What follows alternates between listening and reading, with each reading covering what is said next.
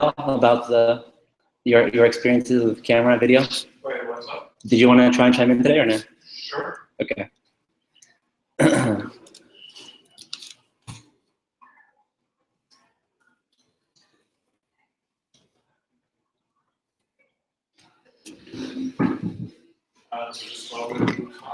Yeah, just jump in. Let me get us started, and then we can talk about figuring things out. So first of all, how's everyone doing? How are we doing the projects? Pretty good. Things going along? Yeah, we're getting close to the finish line. Is there any chance that we could work over the holidays? Or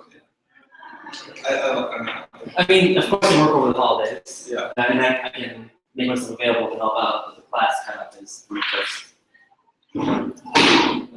So I'll go over an MVP, even if it's very MVP, and then keep building on it. And again, I've done the same in my other mobile class. I'm available, maybe not as uniquely responsive as I am right now, but I'm always available when your class ends. So, you know, just because the class ends doesn't mean I won't be able to. So, again, it's a good one to make sure, you know, and to understand that I'll be around given everything they've done here. So there's things that we build out, questions, comments, ideas.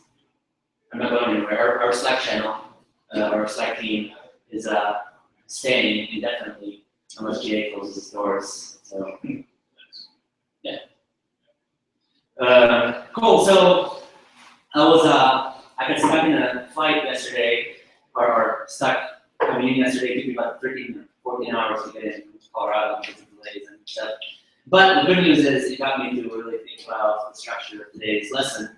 And I started going through the AV Foundation documentation, looking at past projects of AV Foundation, and the thing is a beast. Like, I personally don't even understand 50%, to be quite honest. I mean, I can go to documentation and build anything, sure, but as of right now, I personally don't know everything about it. So I started going through all the classes that I've used and haven't used, and thought about like high level, low level, whatever I want to do with it. And every scenario of me starting with AV Foundation ended up like really poorly because I think for us to really understand AV Foundation from a high level, or from a low level, it's to understand from a high level. And going the regular routes, I was not having good results. And the reason for that it's so tricky is because AV Foundation handles photos, videos, the controllers for taking photos and videos, for audio, for filtering, for merging stuff, for editing data we get back from things. It gives us streams that we can modify real time. So there's a bunch of stuff that AV Foundation does.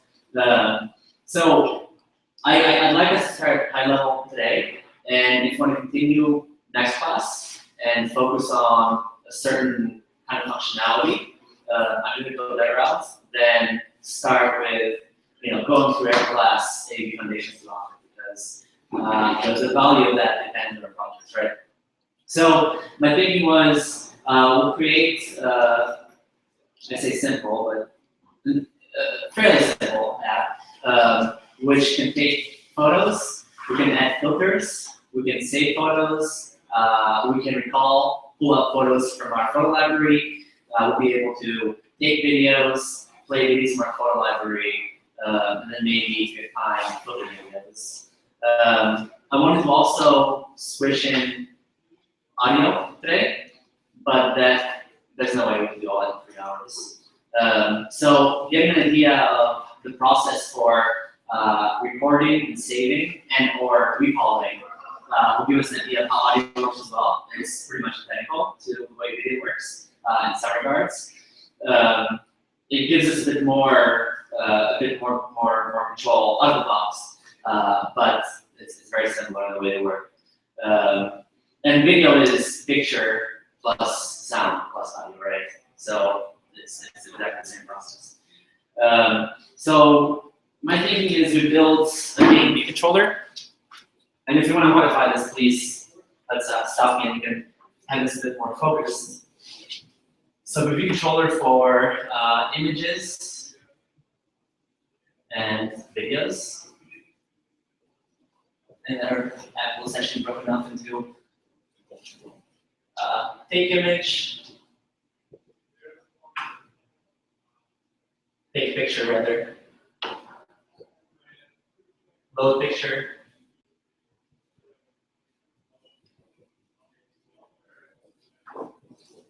save picture. Then we'll have the picture display up here. And then this will take us to the view controller for taking an image. So, and this is something that actually AB Foundation gives us out of the box. There's a class on top of that, but again, it's built on top of the foundation.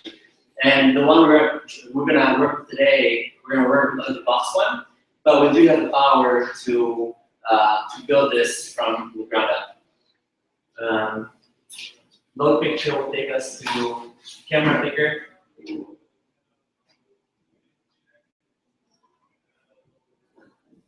And this is also out of the box, right? Most apps we see where we select photos, they use this functionality. Again, same with picture picker, right? Nothing fancy there. Videos be similar. That will have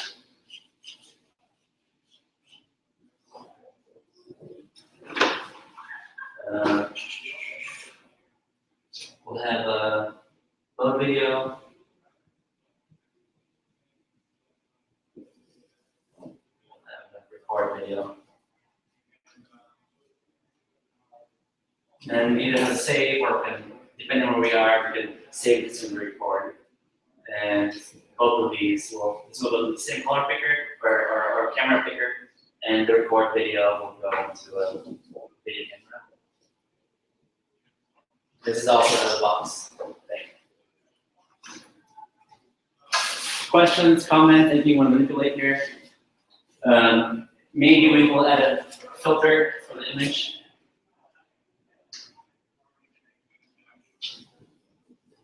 Try to look at Instagram clone. So, and what is it doing? It's just saving it in the app, or it's saving it in the app?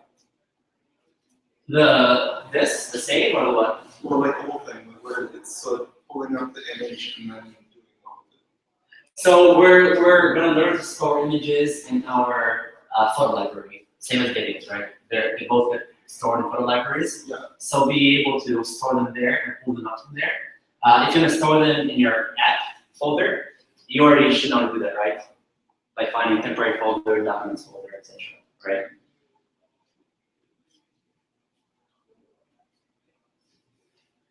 Cool. There's also going to be some gotchas over there, especially if you start displaying videos and images, because iOS does some trickery, which usually can be useful, but sometimes can also be a pain in the butt. We're going to be working with, we'll take images, come out with a certain aspect ratio, so the videos, right, depending on video and image mode we're on. And we display them. iOS by default figures out our aspect ratio for our image viewer or video viewer, right? And depending on what the size of our display block is, right? So if I have my display block for the image over here, if this is where I want to display it, it figures out the aspect ratio for this. And depending on the size of the image, it might flip over the image. So if our image is like a portrait image, it's going to flip it to match this. So there's some overrides we can do that. We're not going to go over all that today because there's a bunch of math and cases involved, but that's pretty much what we use. So there's some gotchas we'll figure out. Keith, any players before? Anything to add, remove? No. Oh.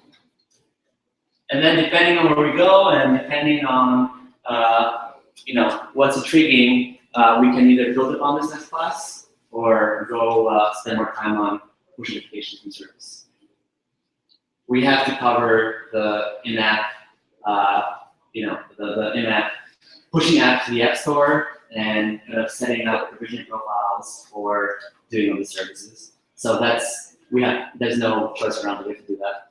But we'll also have an extra class to either cover this or something else. So we can figure that out after we go through this flow. Cool. Questions? Comments? So let me pull up, just start out really quickly by taking a look at the AV Foundation documentation from the Apple website, which is probably some of the shittiest documentation you've seen. But the high-level picture diagram is pretty helpful, actually.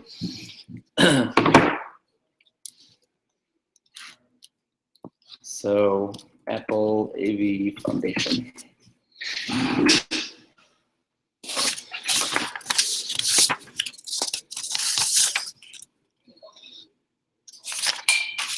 All right.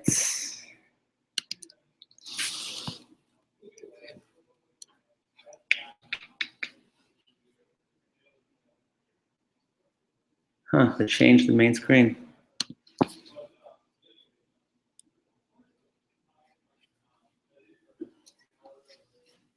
No, it's not what I was looking for. There we go.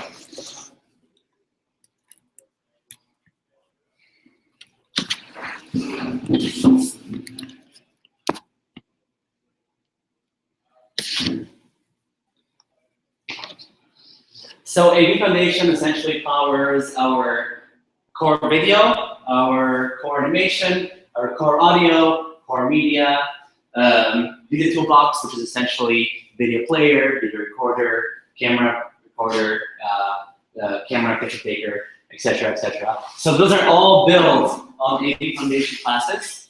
Right? So AV Foundation is at the top of the food chain. Anything else gets added on top of that. One thing they all have in common, we can actually get very, very, very low level with all of our data. So video, audio, images, we actually have access to the raw file, and we can manipulate it any way we want. AV Foundation gives us streams, they're called, which are ways to hook in to that data for each one of those formats, so we can manipulate it any way we like. Core animation might seem weird because core animation actually powers UIKit, is one of the fundamental classes of UIKit. So this AV Foundation is actually omnipresent throughout our whole applications, or access to those classes are being used for our whole applications. So if we decide to go very low level, this might be something we cover at a very pretty quick pace. But today we're going to focus on core media, on the Video Toolbox, and some core video. Cool.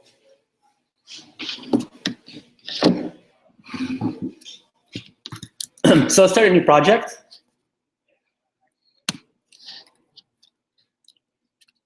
And we can call this media examples, since we'll be working with photos and videos.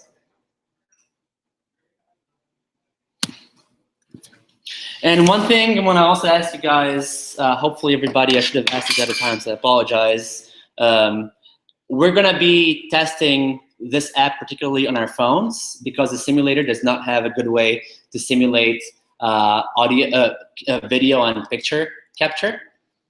So we'll be connecting our phone devices to our laptops. Does everyone have a cord? You can go and ask in the front desk. How many are we short? I have a USB-C cord. Oh, okay. Oh, we can see. Okay, so one. Josh, you good? I'll probably take it to our testing it more. Cool. Okay, you good? Okay. So it's not in USB-C.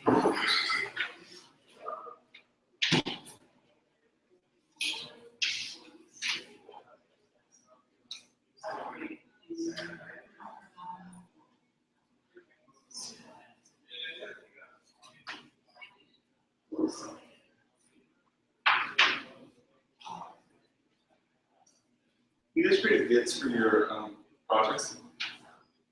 We tried To create a vid, yeah. So I tried to, it's like going into my Mach 4DC folder. It's what? It's like going into my Mach 4DC. Okay. I think I put, it thinks you only have a single repository in your yeah, I think I saved what I downloaded into the Mob 4. It's like, it's all in here, it's like copied in here and like a separate repo.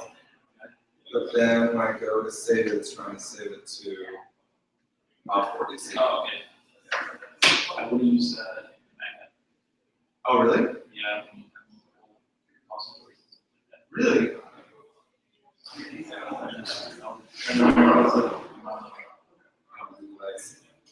I'll put it all in my GA repo.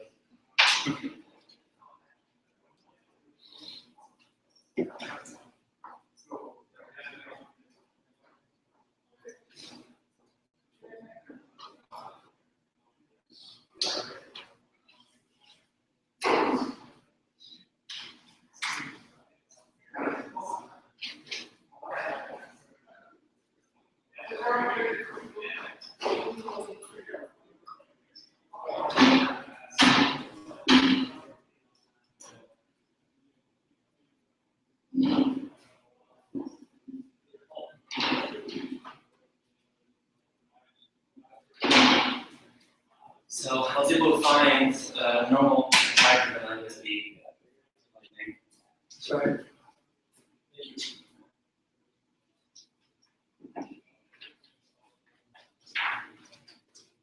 Okay, let's go ahead and plug in.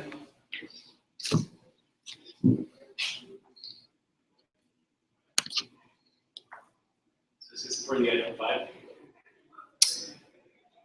Oh, shoot. No problem. Okay. I can look at it. Okay.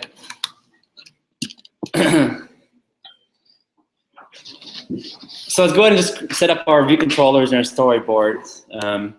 So we have our layout created. So one thing to note is our camera picker and our video camera and our camera, these are out of the box provided. View controllers that the Foundation gives us. So we're not going to create new screens for those. I will create the other 3 screens. And I'm going to go ahead and just make this an iPhone view, so it's I don't have to worry about other constraints yet. Okay. So button. So this would be images. Example.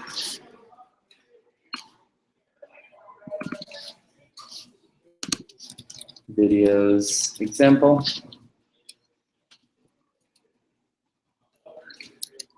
Close out all my screens here.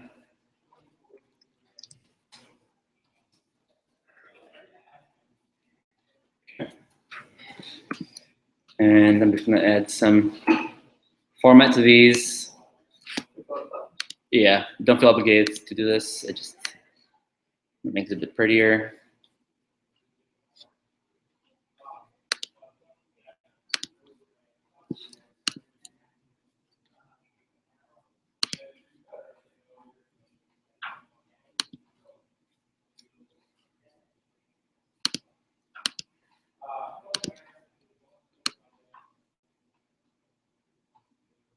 All right.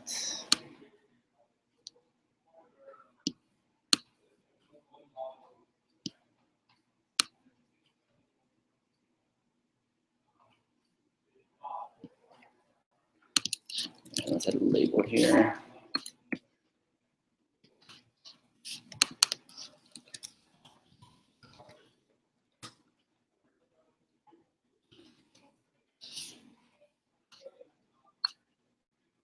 Just label. Yeah, just a label.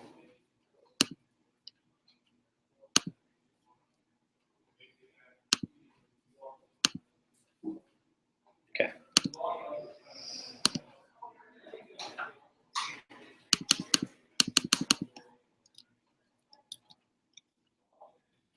That is.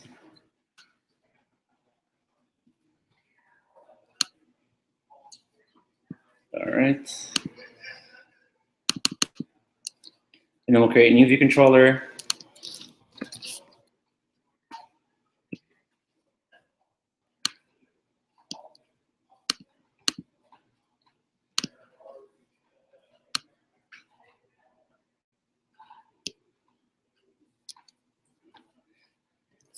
And let's also embed all these in navigation controller so we can navigate back and forth. So I'll start with the first one. And I'll embed in navigation controller.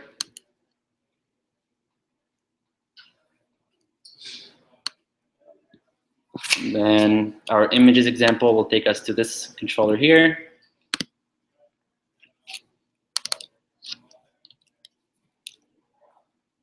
What takes you there? The images? The images example, yep. So the label here. Images example.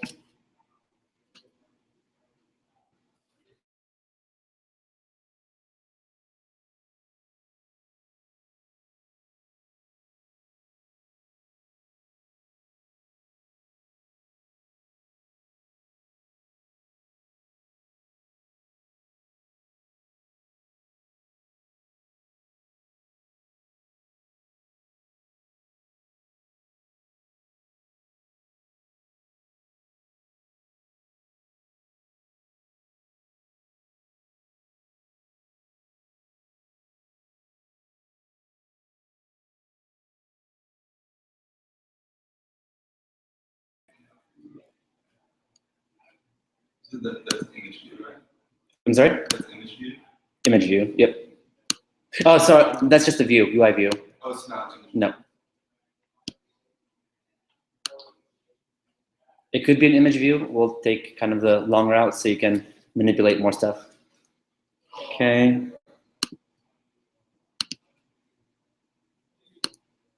So we'll have take picture.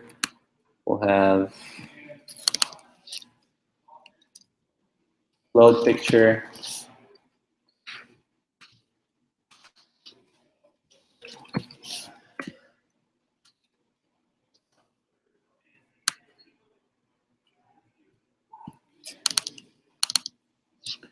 And then save picture. And for now, we'll just make the filter automatic. We'll add a apply filter after the fact, after we've tied the initial couple of functionalities together. Okay, and then we'll have another view controller for our video.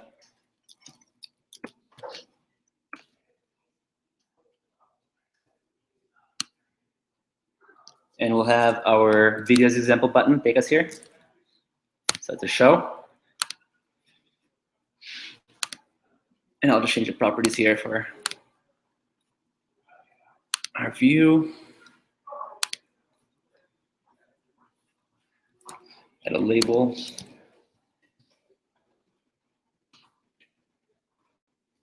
Videos example.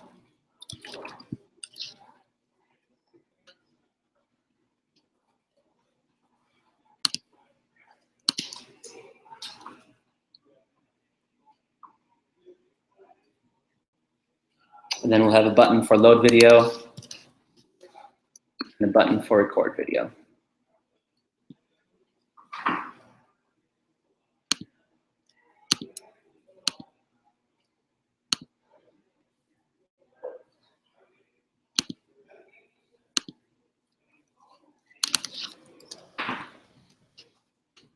Okay.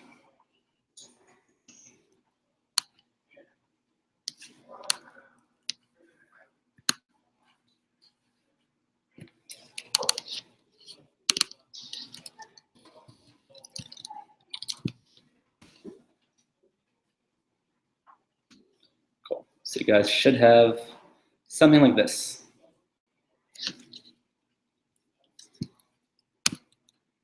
And I'll see if this runs on my phone.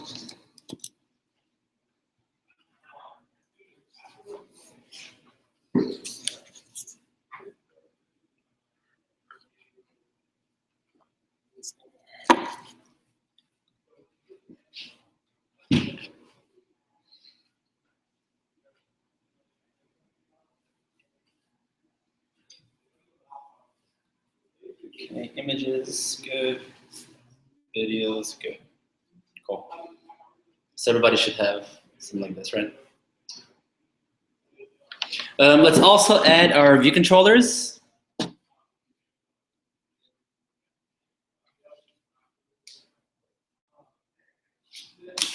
let's pick this up.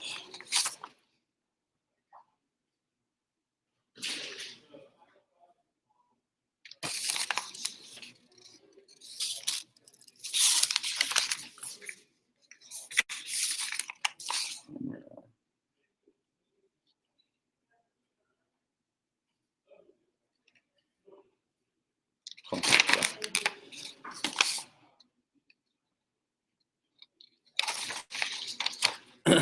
So we'll for now start adding a new file for recording for the record image, and then a file for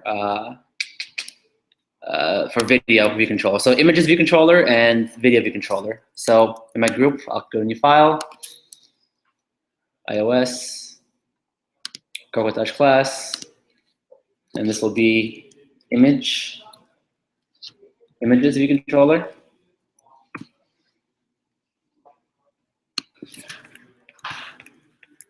And we'll add one for videos view controller.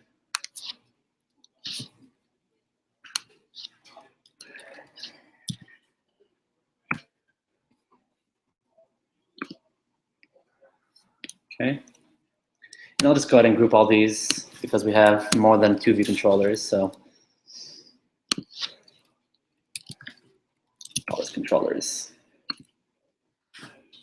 Okay. And then in our storyboard, let's tie together our images view controller with the appropriate class.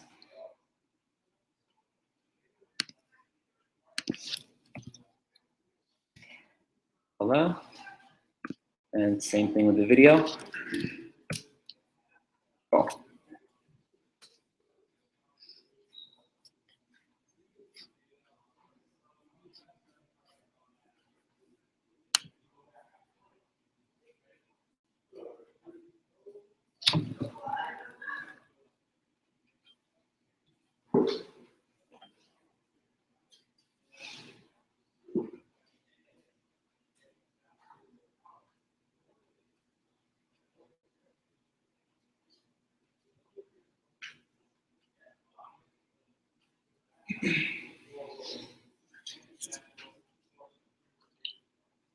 Okay, so our first view controller is not really going to have any special functionality, right? All it's there for is just for routing, is like our hub, our menu system. Our images example is where we're going to start working with things. Right, so we'll start with this and then we'll move to the video. The format for both of them is a little similar in that to load images or load videos, we use the camera picker, which again is a class that comes from the AV Foundation hierarchy. And same thing with the camera. Camera for images and camera for video. It's got a lot of similarities in that it's really, it takes us to another view controller, which has already been created for us, that comes from AV Foundation. We can pass options to that view controller that gets displayed on screen.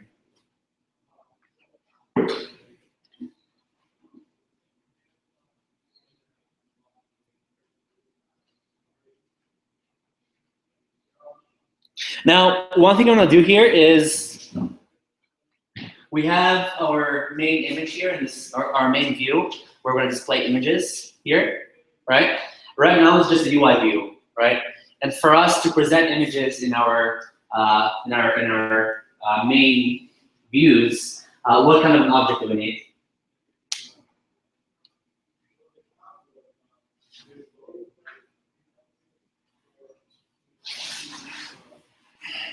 I'm sorry.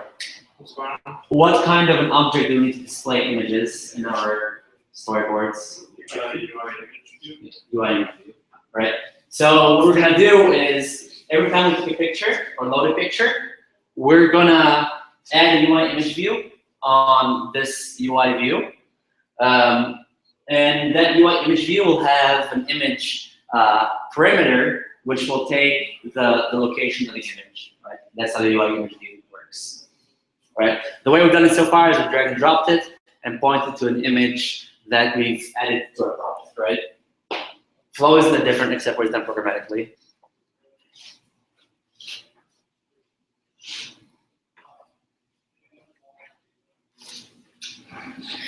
So let's open up. Actually, let's tie each one of these buttons to our appropriate controllers.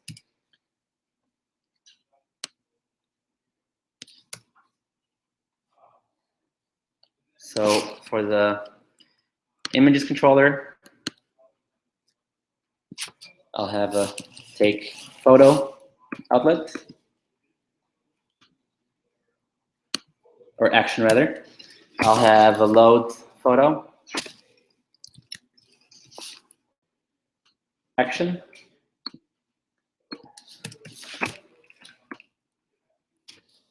I'll have a save photo action.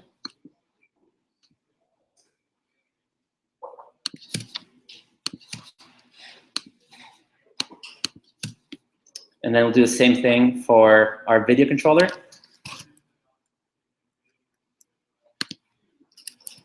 So I'll have the load video, load and play video action.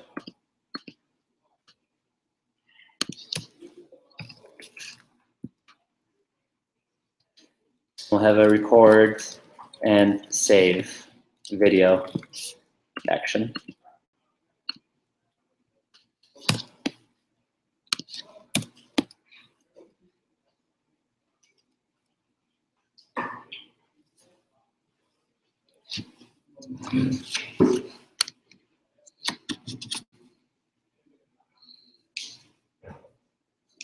Let's also tie up our view here.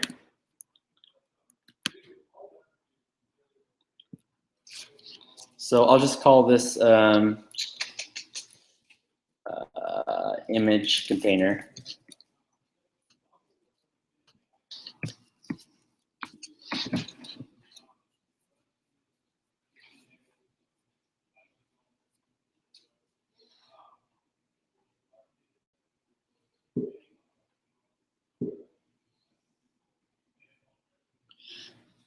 Let's also add a bit more logic. So we have a save button, right? But we can't really save an image if we haven't yet taken the image or selected the image. So we need to hide this by default. Scott, do you have a question? Yeah, what's the last thing you did? So last thing we did was I added an outlet for our UI view here. So I'll also add an outlet for our save button. And we'll make it so our save button will make it alpha 0. What does that do? It's just making it so it's basically invisible. Oh, but save button is invisible. Yeah, exactly. Because we don't want to have a save button if there's nothing to save, right? I was thinking about this before, about the two options: you can make alpha 0 or you make it dot hidden. If you make it alpha 0, then the user manually taps that space and the functionality is still enabled. It's still enabled, yeah. So the best way to go about it is to have hidden false and alpha 0, and then you do hidden true and alpha 0, and then do hidden false and alpha 1 to toggle them. You want to do both if you want to have the animation. Otherwise, just do hidden true and false.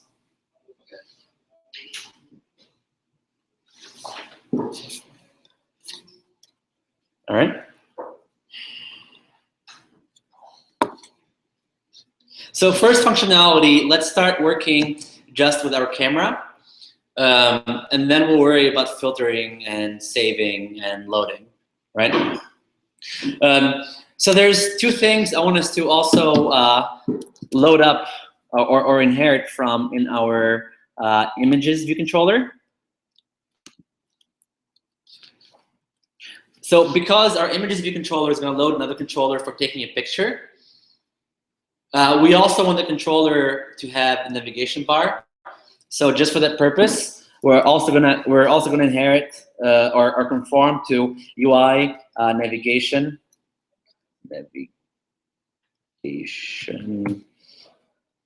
controller delegate.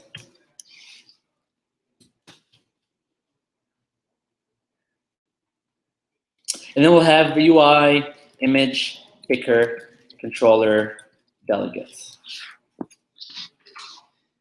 And basically the UI image picker controller delegate, what it's gonna do is it's gonna let us access this image picker controller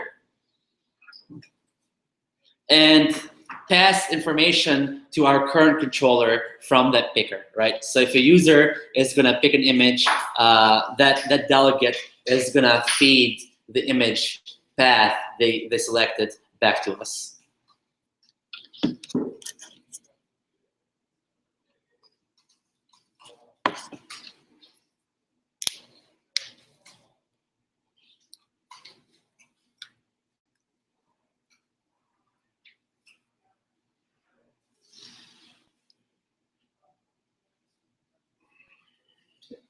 And you didn't tie up the first screen, right? You're just setting it up later. The first screen, you mean this one right here? Yeah. Oh, it's already tied up. Okay. Yeah, well, there's no need because all that's doing is routing our controllers.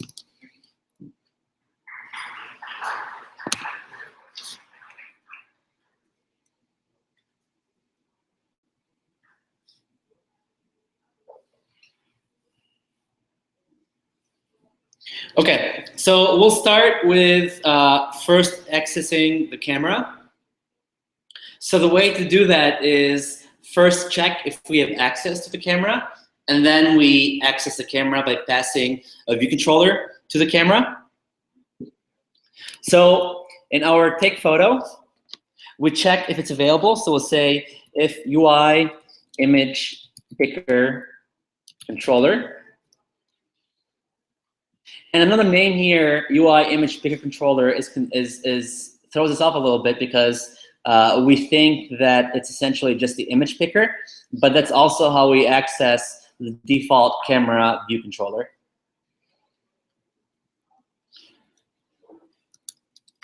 Then we check if it's available.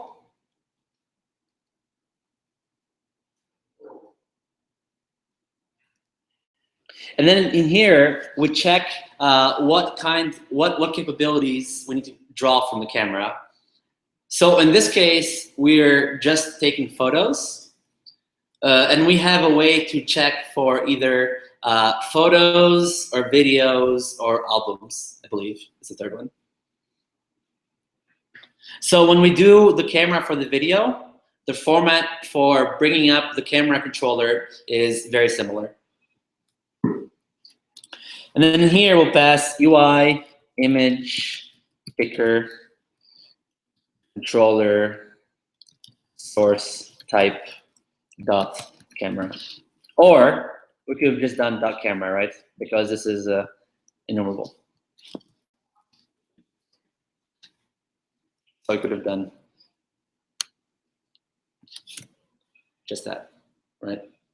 But if you want to review what the options are, you can actually click into there and see we have camera and video and photo album.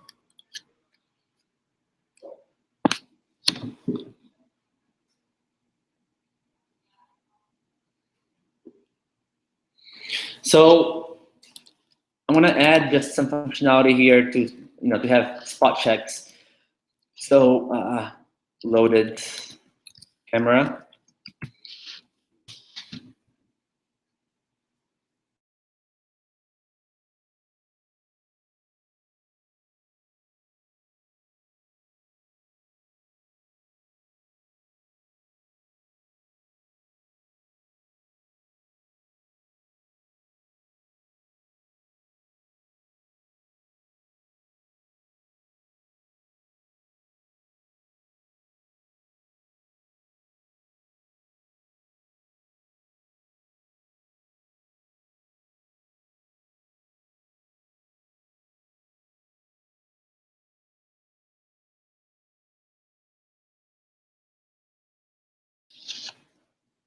Now, whenever we bring up another view controller, or whenever we bring up a camera controller or a picker controller, it's going to send information back to us, right?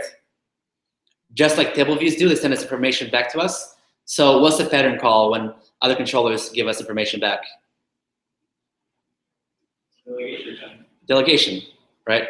So whenever you also work with CocoaPods or SDKs, when they feed information back to us, this is how they usually go about it, right? We access the class that they give us, and then give them access to our current controller to delegation. So we can do image controller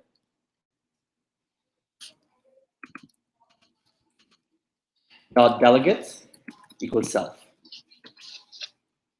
So basically, whenever we're done using that image controller that we're gonna bring up, it's gonna send some information back to us in this controller. So we'll be able to catch, listen for events, and listen for things that have happened in that presented view controller that we're gonna bring up soon.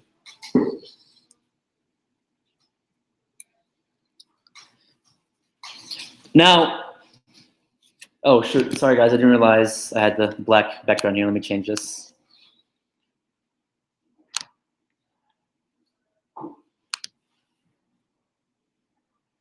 Is this good? Cool. Now, over here, when we did the check, we checked for the source type availability. We checked if the camera type was available.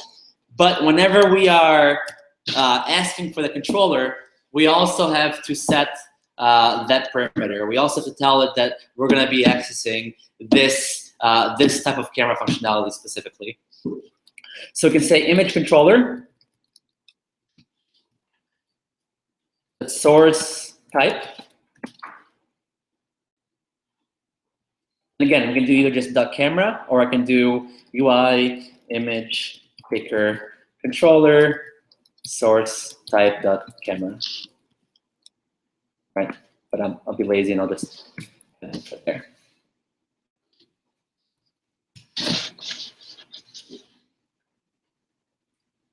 Why didn't you do the other version? It's longer. We already have an example of that one over here, right? Oh, so you can just repeat it like that? So yeah, you don't need to have that over there. I just had the class there, so if you want to reference documentation, you can command click in there. But just doing .camera is sufficient. Right. So my other option here would have been to do this same thing. That's just the case in general with enums, right? You can just, if you know that your type is set to a certain enum, then you can just reference, you don't need to reference the enum itself. No, exactly. Yeah. So the source type. Now, whenever working with camera, because again, video formats, image formats, audio formats really differ. We can control what kind of what kind of format we're working with. So for this one, we're just going to say the default image type is what we're going to be getting back. So I can say image controller. Media types, and this can take multiple types, right?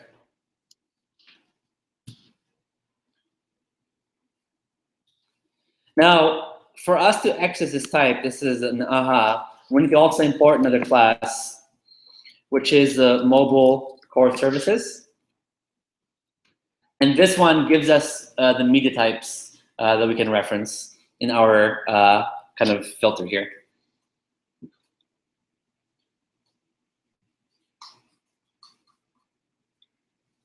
So here we're going to have KUT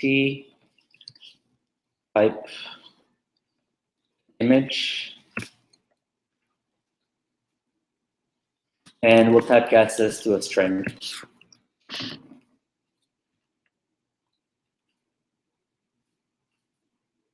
Now, if you click on media types,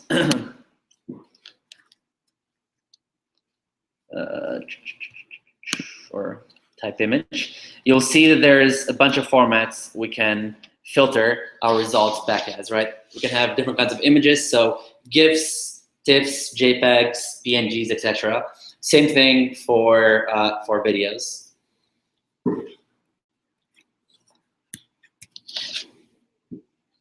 So we've set all these options for our camera view controller. So then we can actually present our camera view controller, right? So the call we do here is the same as all the present view controller calls we've done before. So do self.present view controller. And we'll present image controller. We'll say true. And we don't care about completion yet.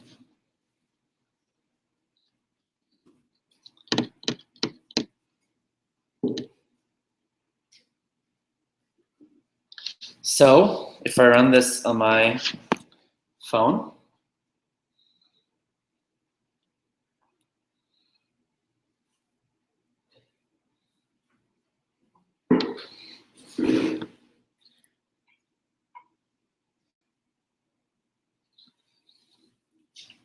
we go to images example, take a picture, load a camera. It asks us for camera permissions, right? We can cancel and we can zoom, right? But we can't really do anything else. So if you do use photo for now, it doesn't really do anything. It just removes the view controller, right? So again, this is the default camera picker controller that we get. We can add certain out-of-the-box things, like we had a cropping feature, basically the things that our camera gives us, we can add as options to this. But if you want to modify this interface and add additional buttons and add additional frames and change this view, we have to get deeper into AV Foundation, right? But this is using AV Foundation for all this functionality, right? So this is essentially a UI image view, which is tied to the camera, and these are just buttons that grab the frame for that image, right? The cancel just is essentially a dismiss view controller, and if we take a picture, this basically also dismisses view controller, and through delegation passes us back that information if we type it up, right? Right, and it's just, we haven't set that view yet, right?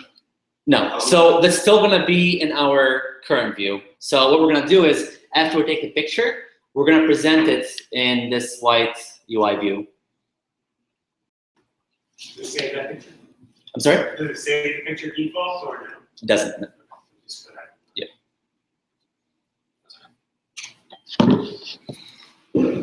But it's super easy to save the image. We'll go over that in a second.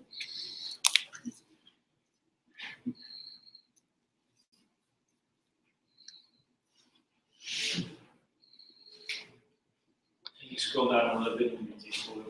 Yep.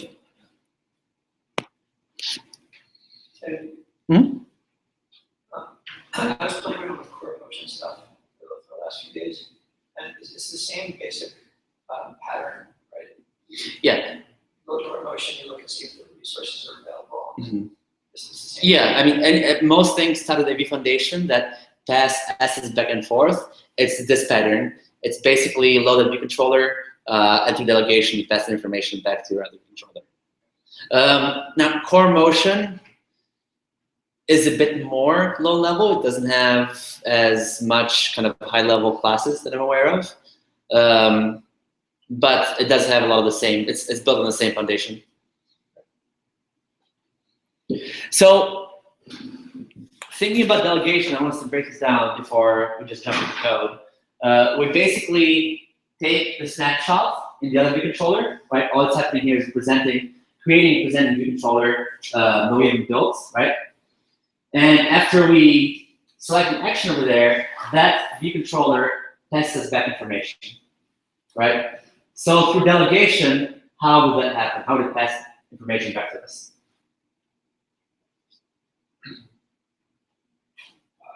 The delegate should have a function Exactly. that gets automatically called when whatever action. So like when we finish, when we take that picture, Yep. we choose that, we click that choose button wherever the button was. Yep. I think it was like did finish picking media with info is a function. Exactly. And that gets called in that function we do our adding. Exactly. Yep. So remember delegation, we pass information back and forth. Because our view controller here is conforming to this UI image view controller delegate, we have a whole bunch of methods that this controller will run on our behalf whenever we're done or whenever we do something to the controller, right? So if we look at the methods available for that one,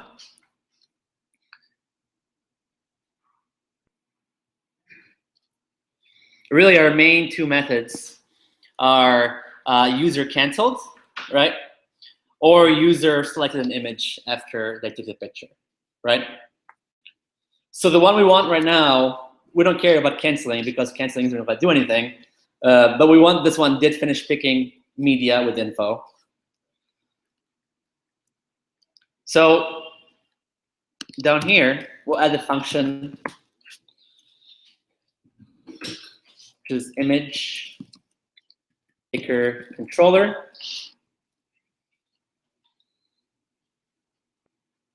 And we'll pick the second one, did finish picking media with info.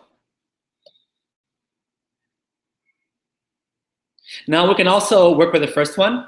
The second one just gives us a bit more meta information about the image we selected.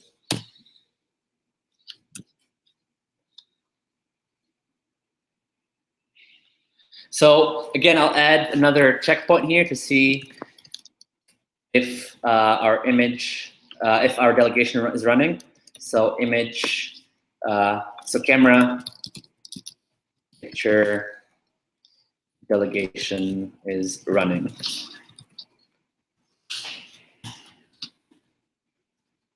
I like to always do this when working with delegation and working with external libraries, because if, usually the way to debug is you want to check if your methods are running on behalf of the controller, right? Before you actually do something with them. So just this step, whenever you're working delegation, to see if your method is running, period, is super useful.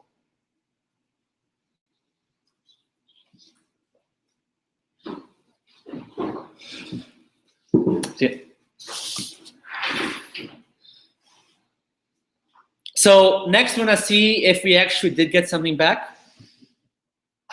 So we'll define our image that we're getting back if something came back successfully, right? So we'll do if let image, I would say image to save.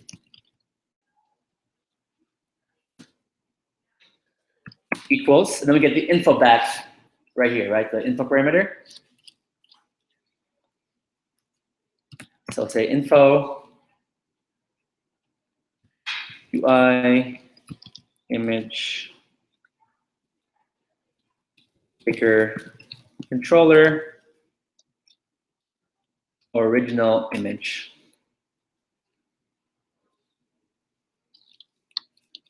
Then we'll typecast this as UI image.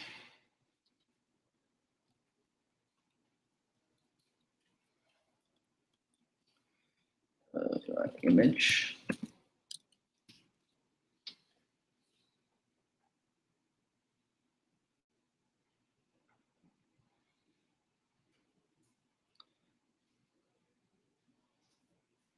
So we first want to see if this is passing us back the original image that we took, right?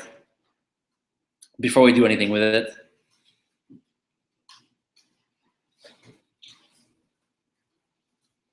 So we'll create a new image with that. We'll say if new image.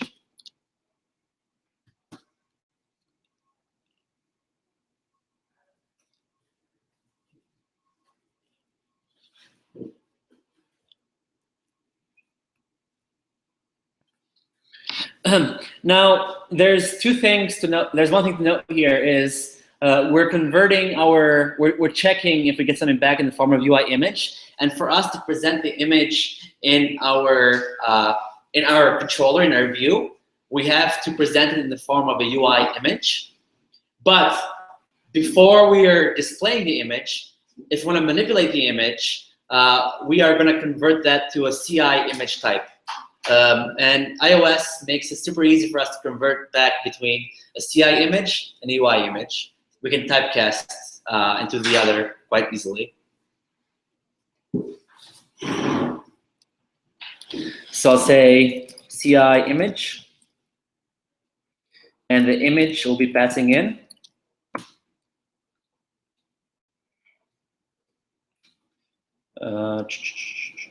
Will be coming in from image to save.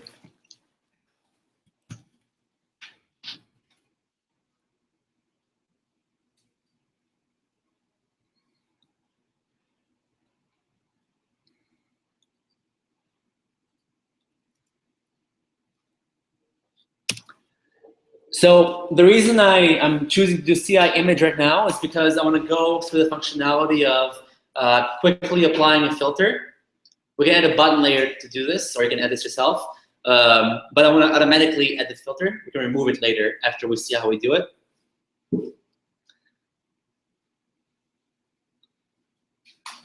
So the reason we want the CI image is because to apply out-of-the-box filters, we have to access a class called CI filter. CI filter has some predefined filter types. So I'll call this filter, and we'll do CI filter, and we pass it a name and the type of a string. Now, if you go to CI filter, we should be able to pull up the filter types here.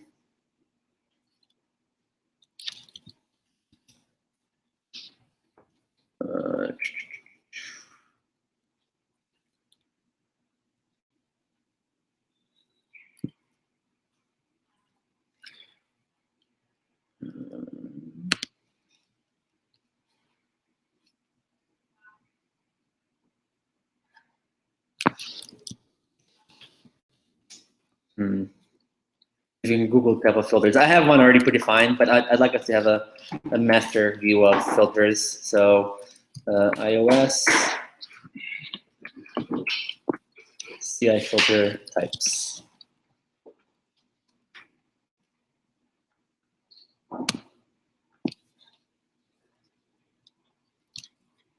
Okay, so there we go. We have all the filters laid out by category here. The one I'm gonna have us do is the sepia tone, but we can mess around and add some blur effects. So the name for our filter is CI sepia tone. I should copy this to make sure I said correctly.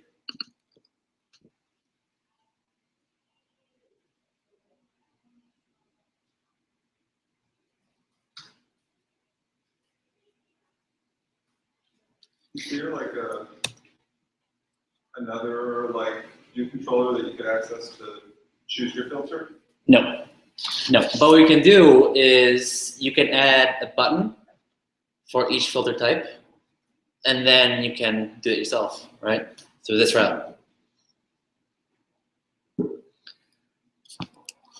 So then we have to associate the image with the filter. So we can do filter.set value,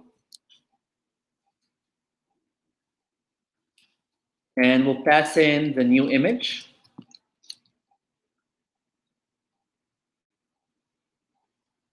And the key will be KCI input image key.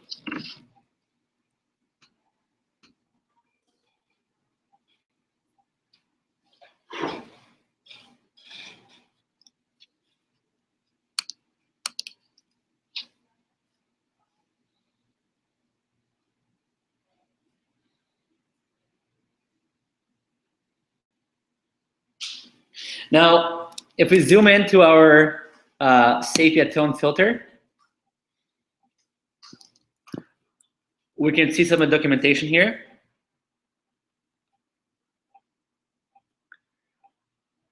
So the parameter we're going to be changing is the input intensity.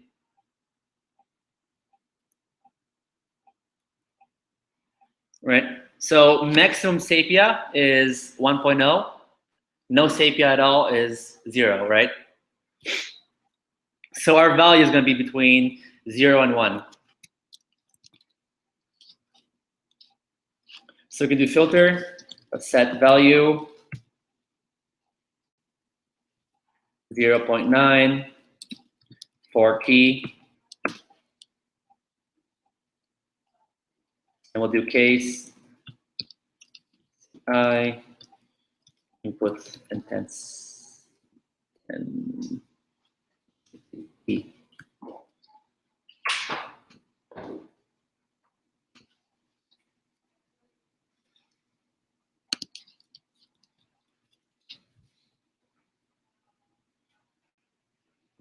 So basically the options are passed to our filter are the image key, which is pointing to the image, and the intensity of the filter.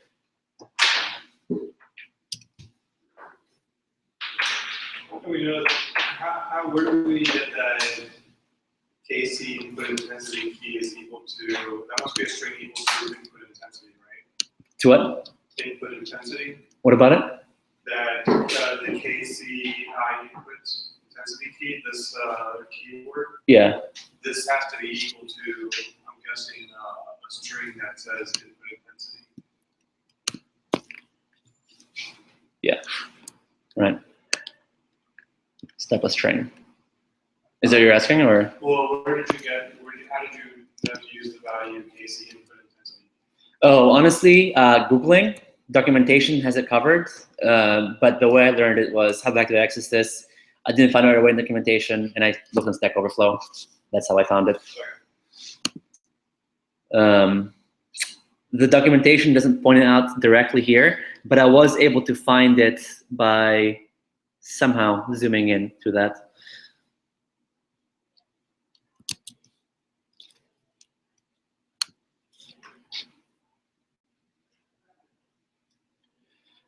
Cool. And then after we have applied the filter, so what's happening here is essentially this filter object is creating a new object of the image we're changing. So after we're done setting the filter properties, we create a new reference to the object of the new already filtered object. So we can say filtered image, and this is an UI image. This is what we're going to be working with.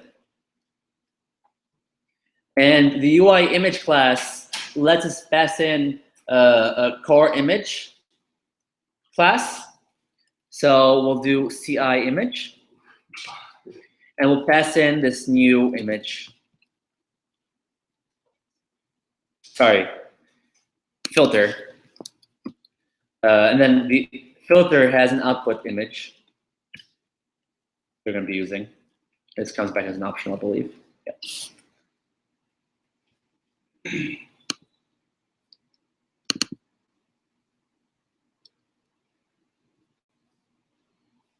Ooh, that's ugly.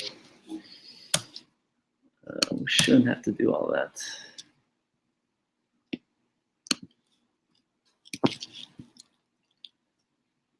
Yeah, there we go.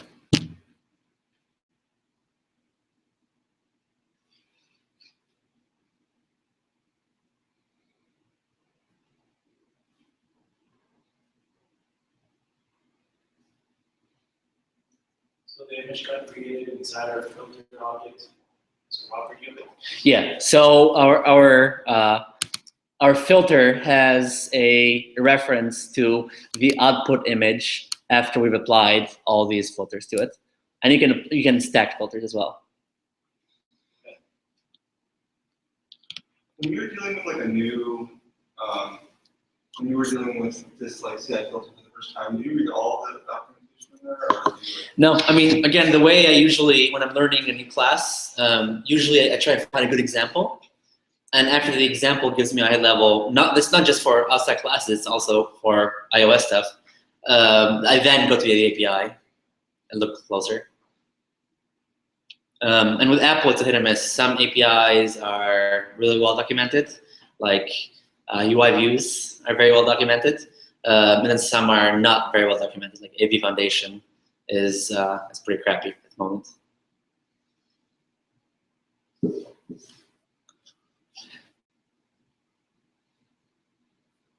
So we now have this image, this filtered image that we have access to, right? So we'd like to, after we take the image and apply the filter, to make this UI view, present the image in this UI view, right?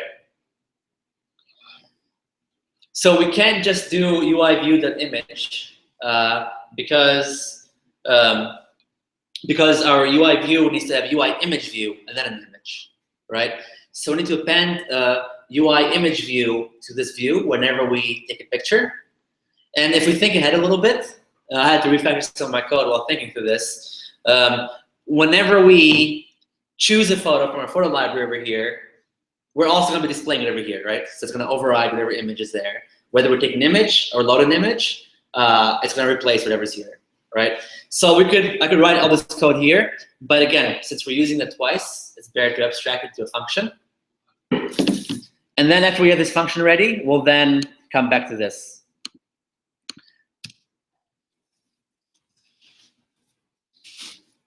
So create a function for update display image.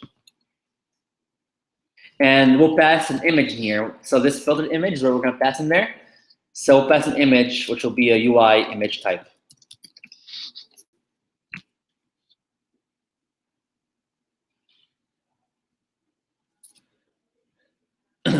Now it's good to take a really quick tangent here. So the way this is going to work, let me go back to my storyboard. So this UI view, we're going to add a sub-view of a programmatically created UI image view, right? Does that make sense? Yes. And the size of the UI image view is going to be the full size of this container, right? Now, if I do this once, it's totally fine because I have no sub-views there.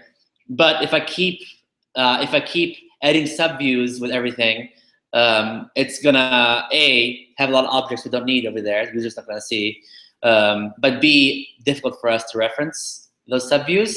So whenever we load something on that image view, I'd like us to remove all subviews for the image view, clear it out before we populate it, right? That's your first step in the function is to delete all the subviews. Exactly. Exactly. So there's a few ways to do this. The way I like the most is we can access our, what do we call it, image container. The subviews. Now, do you guys remember what subviews returns for an object? What was that?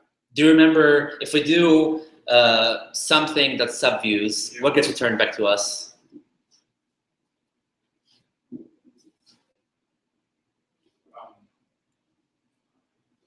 So I guess like a list of all the views. Yeah, it's an array of views. Right. Exactly. So we get back an array of views. So this right now, so far, is an array of all the subviews, right? Now, Swift gives us a convenience method called for each.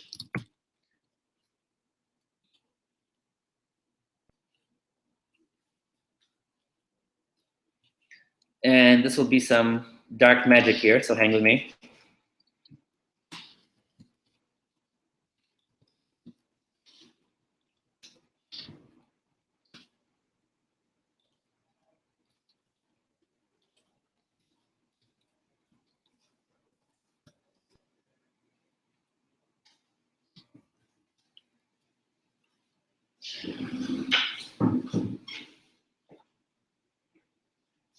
So this for each method here is there's different types of programming. There's object-oriented, functional programming is one of those methods of programming, and this essentially gives us a one-liner to access everything in the array and do something to it. So basically, it accesses each item in this array through this $0, and that references that actual object. And because every object in that views array is a subview, it has this method which is removed from superview, right? So basically, it's the same as saying, hey, for view in self and image container subviews, we'll go view square bracket index dot remove from superview. That's what it's doing. Except for it's a much shorter version. So the longer version would be something like this. Don't write this down. I'm just gonna do let image views equal this, right? I can say for image and image views, I can do image dot remove from superview. I can get an index and do images index remove from superview, right? So essentially, this is doing this. That one looks familiar. That one looks familiar, right? But could you do like an if statement too, like if not nil or something like that? Would that help? The not nil. I mean, there's no nil views in our superview, so everything in our views array is an actual view. But we can do a check. We can check. We can check if it inherits from a certain class. So if it's a type of view that's like an image view, then remove it. If it's like a button view, then don't remove it, right? You can do that. In which case, this is not so useful, right? But because we're going to be we're going to be removing this for everything. This is a pretty quick way to go about it. So the for each is a good way. There's also a map method that you can reference that does something similar.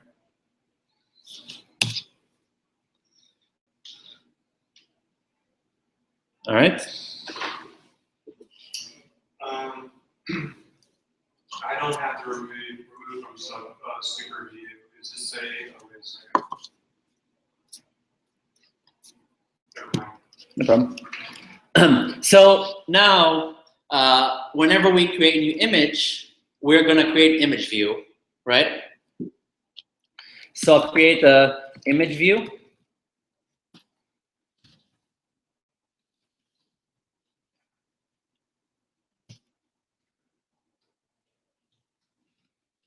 And then we can set the size of the image view, right? So I can say image view dot frame.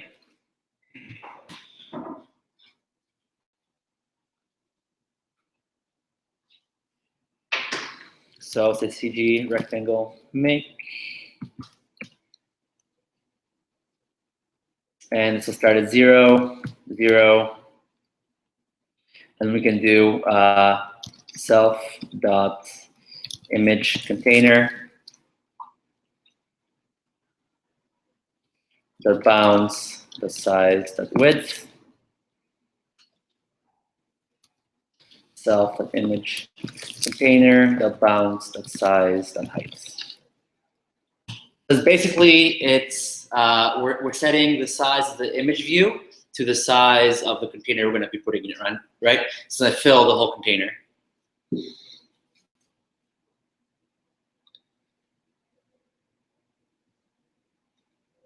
So it's going to distort it then? Good question. So there's a few things to note here. Number one is the image actually larger than the container, right? And number two is the aspect ratio of the image will not necessarily be the same as the aspect ratio of the view, right? And I can send you guys more documentation on this later. This is kind of beyond, we can talk for a full class about image sizing. That's, there's no real perfect way to go about it, and you'll see some of the challenges right here, right now. But first, let's make it so our image will not bleed over our image view and our overall parent view, right?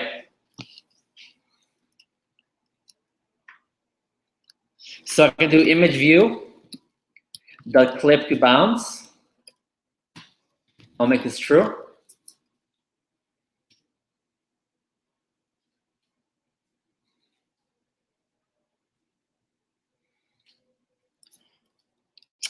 And we'll say image view. Let's say content mode. And this essentially, going back to your point, Javi, about distorting the image. This is where we could say how we want to handle the image inside the image view. So for this one, we'll have it scale as best as it knows how to, and scale it to the current aspect ratio. So do scale aspect fill. Now, scale aspect fill, scale aspect fit are not too dissimilar. I'm going with fill for this one because I want to fill the whole image view.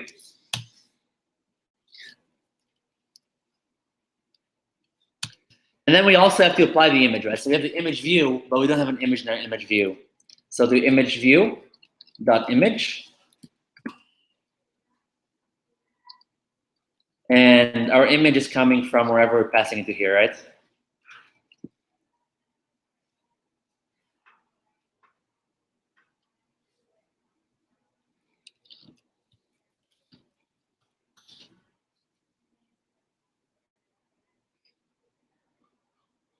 So by the way, this line over here, we don't necessarily need, right? For every view we create, we can actually do frame and pass in this, right? So this is an extra line.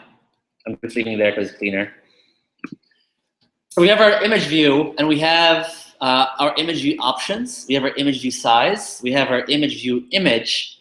So last step is to finally add our image view to our image container, right?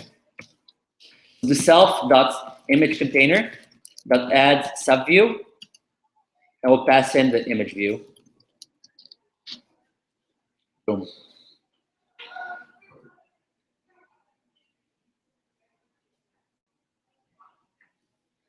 So going back to our image picker controller,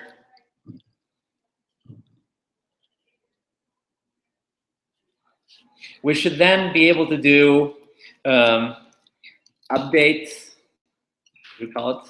Update display image and pass in the filtered image. And this should actually be good. We should be able to now see the image we take in our little rectangle area here. Hopefully.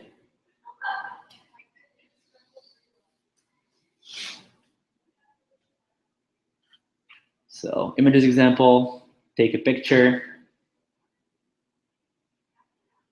I'll take a picture of the board. I can then use the photo. And this use photo is what triggers our image picker controller here, right? So use photo.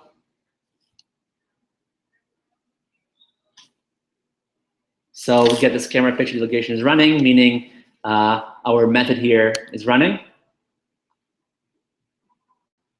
Ah, there's one problem here. What's the problem here? You have to dismiss that. Yeah, you dismiss it. It's not going away by default, right?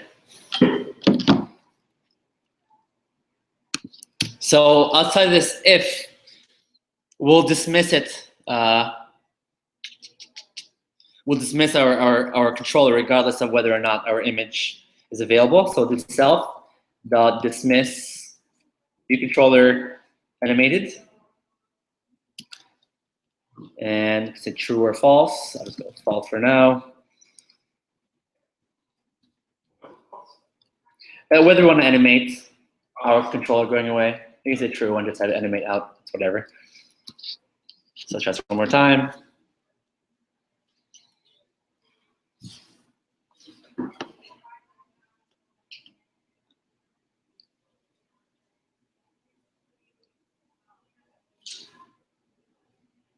Take picture. Take picture of the wall there. Okay. use the picture. And there we go. We now have our picture in our UI view, and you'll see that it has a sepia tone.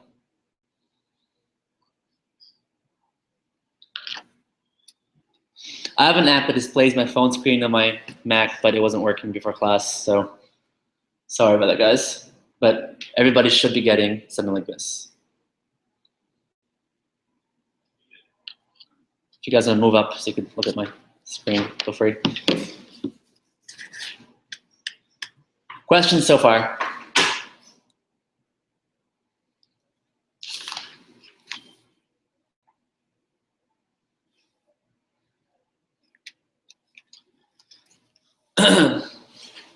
What do you call the image picker controller function? Where exactly is your? I'm not. So this is a delegation method that's running on behalf of our class. So actually, that's a great point. So a really good practice is our controller here is already getting pretty large, right? We're already at what? At like 62 lines, right?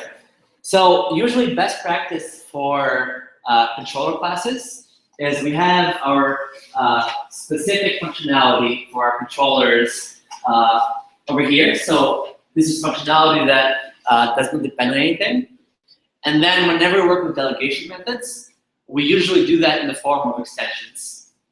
So it's easier to understand what's part of our core class and what's part of methods that we're inheriting. So right now, the method that's running for us is which one? The method from an outside your view controller. Right, so it's this image picker controller, right? Did you guys, again, when you took your picture, how was the image orientation? Yeah. So I'll tell you in a second. So actually, let me go to a quick tangent on Keith's point. So image orientation right now, my view is my image is a larger width aspect ratio, right? And actually, for some reason, it came out fine. It shouldn't have. But iOS by default, whenever we feed the image to the image view for an image we've taken, it checks the aspect ratios, and if the aspect ratios are way off, it rotates the image to fix the aspect ratio. So there's no easy way to go about that. The way we go about it is to check to see if iOS applied a method yeah, I think it is a method that applies to change your orientation. And if it did, we can revert it the other way, right? So I'll send you a link. There's some pretty good extensions that take care of that. Where do we use the filtered image? Because I don't see code that takes the filtered image variable from the platform. So we pass the filtered image into this update display image. That's my question.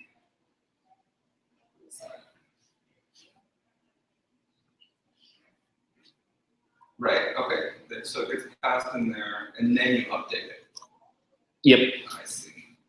That's my issue. So really quick, so you guys can have a good idea of how to do this in the future, or it's, again, there's no right or wrong way.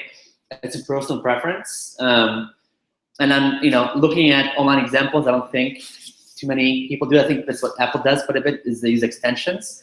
But it's important to understand that our core classes need to house our core functionality. And if we're running things on behalf of other classes or SDKs or pods or you name it, frameworks, we can add those as extensions to keep things more separated. So I'm really quickly going to move this image picker controller to our next class extension. So I can do an extension for our images view controller class. And I'm going to remove this UI image picker controller delegate from my first class over here. I'm going to apply it over here. And now I'm going to cut my image picker controller out of my initial class and paste it right there.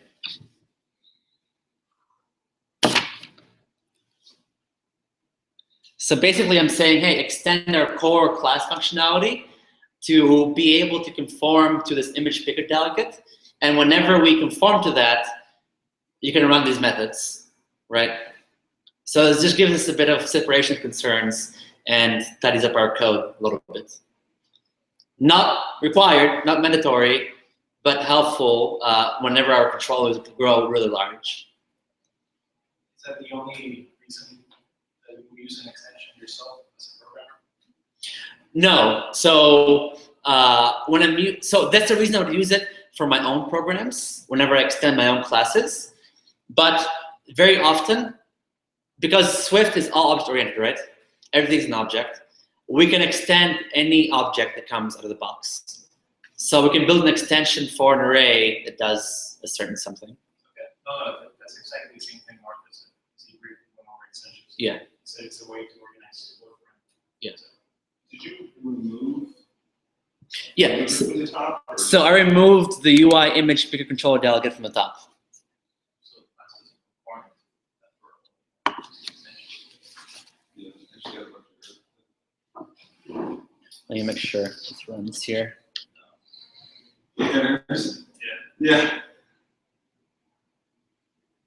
You didn't get errors. There's still, you still set the delegate inside the take So let me quickly check here, take picture. Got an error here. Okay.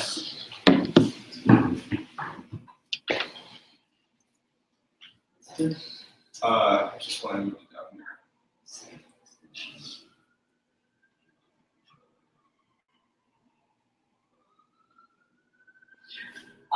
Because you need to add this after you close the class.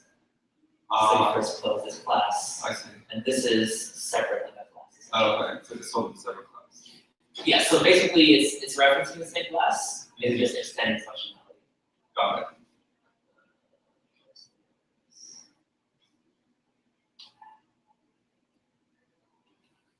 I think it's misspelled.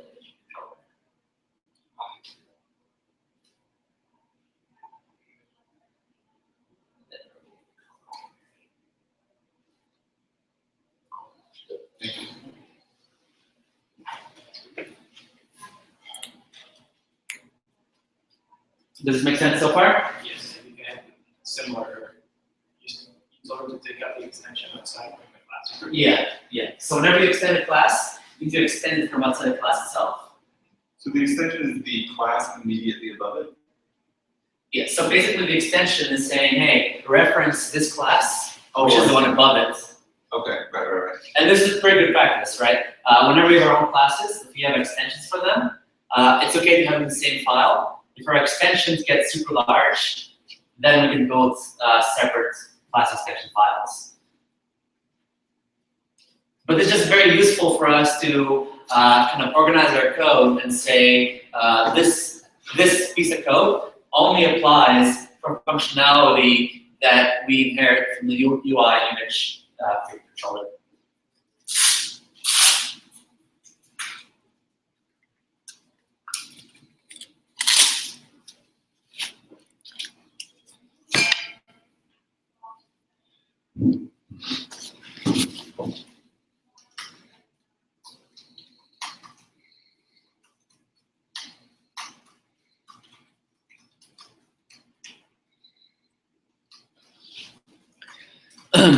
So let's work with our load photo functionality.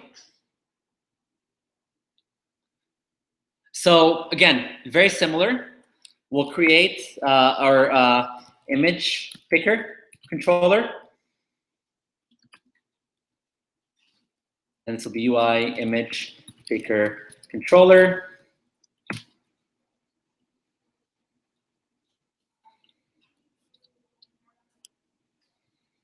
And then we'll say image picker.delegate itself.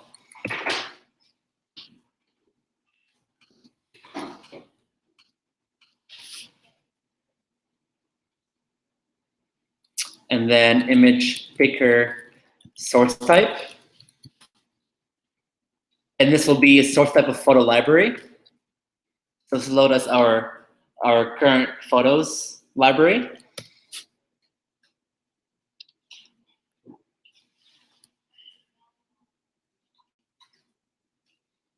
And then we just present that controller. So we'll do self.present view controller, image picker. Why not? We'll animate it. Completion, no, for now.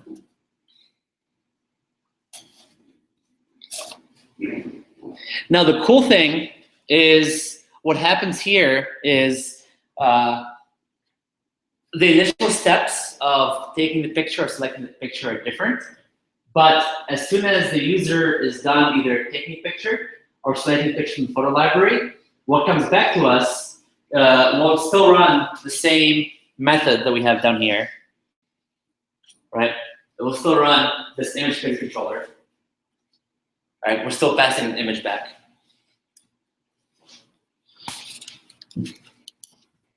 So let me run this again.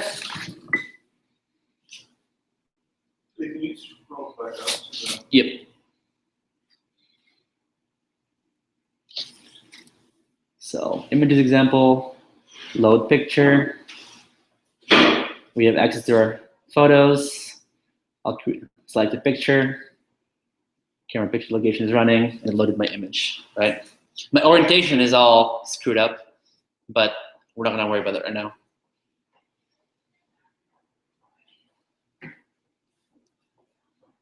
So that functionality that every app has is just lines of code. Yeah. Unless you're gonna build a totally custom view for taking images and picking images, then you have to worry about it all yourself. But I can't think of too many apps that do that. WhatsApp, Facebook, maybe. Yeah, Facebook has a custom pick image at the bottom over there. But that was also actually within the last year because Facebook used to do it this way as well. Right. So unless you're building a very fancy camera app, there's really no reason to not go with this out of the box. Just primarily because, not because it's a lot less work, but users are also very familiar to the current camera flow, right? Can I make the save button appear again? Yeah, so let's make the save button appear. So no matter which one we pick, this method's gonna run, right? So over here, we'll set our save button. So what do we call it? We said self.save. Actually, we want to do UI view,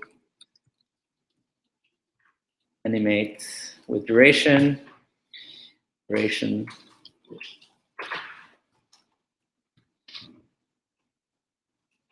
Okay.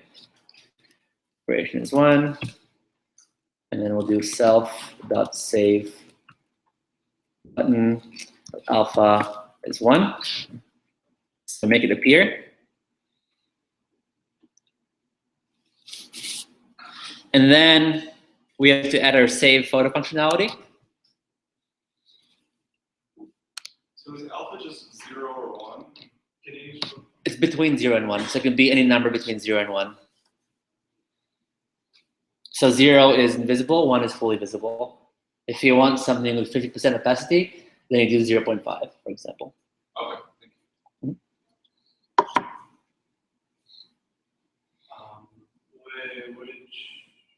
What did you do? You just did the UI dynamic duration Yep,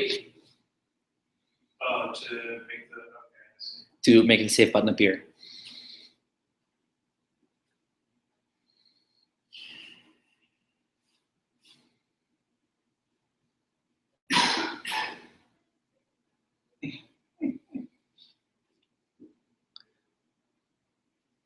Sweet. Now, because our save photo is outside the scope of our image coming back, we have no way to really reference it. So there's a few ways we can go about it. We can go through each subview in our image view container. The easier way, in my opinion, to do it is to create a variable here and call it image view and make it UI image view.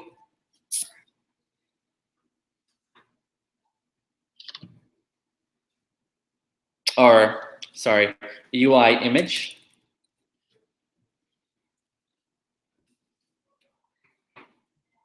And we'll just call this image to save. It'll be a bit easier to understand. So whenever we want to save the image, we reference this, right? So then, whenever we get an image back from either the camera or the picker, so down here,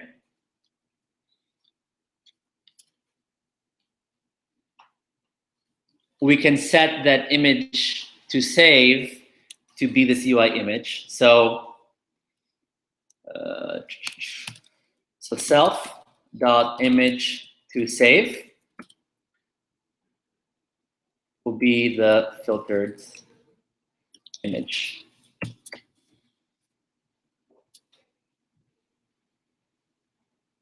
So now we have a reference to this image that the user either took the picture of or selected.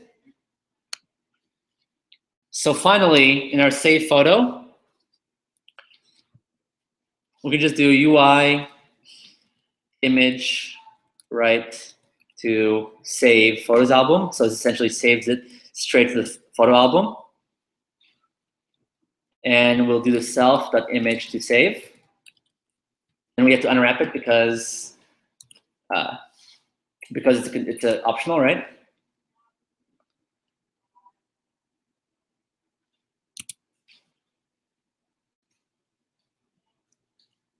Now, completion target is essentially the same thing as a delegate. So basically, whenever it completes consent information, so we can just say self, and then don't have to worry about selector. We can run functions whenever an image saves. We'll just leave it off for now.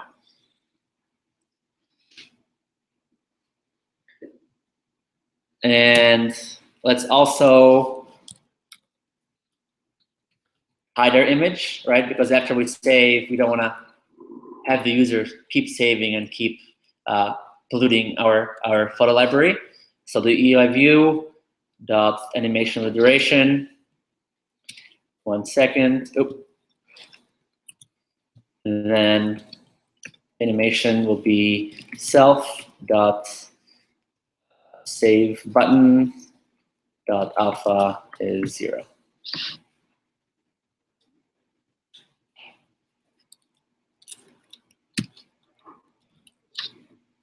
All right, so let's test this out.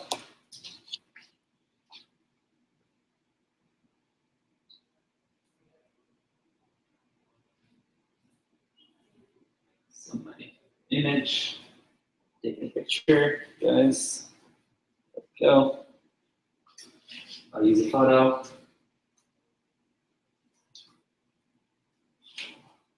I'll say picture. And if I go into my camera, my photo library,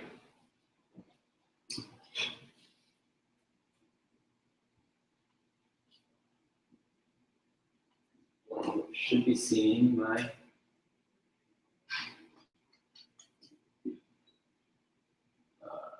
where did it go?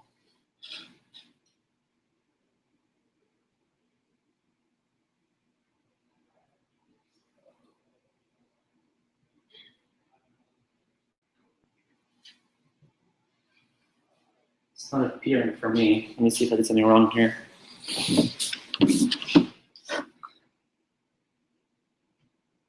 Saved photos album.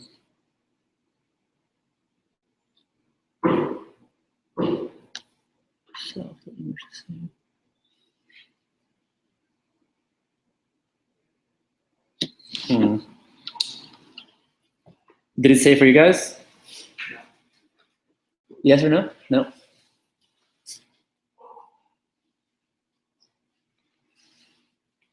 Sure.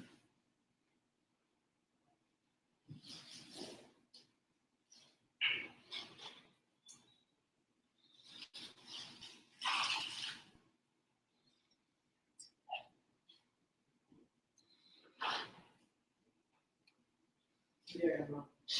Cool. See it. Let's debug this and see what's going on. So our save UI image. Let's see if this is running at all. So we'll print save is running. And let's see if we can print out our self.image to save. See what it gives us. How would you know for the save to go? So we can actually, this nil over here, this gives us a few methods to check for that. So we'll do that if we don't. And before you go, can you show the changes you did in the extension once you created the Yes, in the extension, all I did was just, after we have everything, our image, I made this save button reappear. But when you created the image to save variable of the class, Yep. doesn't that conflict with the image to save variable that you created in the bottom? That extension? Where did You have an that image to save. I do that? Fortran, go to your extension. Your extension one. Maybe I'm confused. No, that's No, so this is referencing the same one. Because it's an extension of the class, it knows that this image save parameter is being referenced from the class. Okay. so even at the top where it says if let image to save. So, Oh, shoot. Good call. what's that? So you're declaring a variable again. Yeah. I mean, it shouldn't conflict because we're using self here.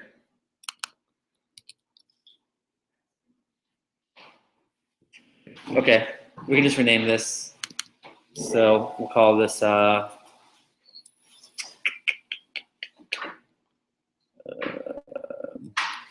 call this checked image. It shouldn't matter because we're using self here, and if you don't use self, it references the current scope.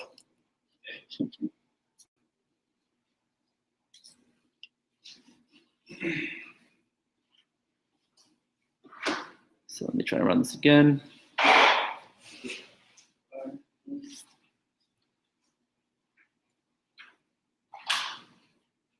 So use photo, save image, save is running.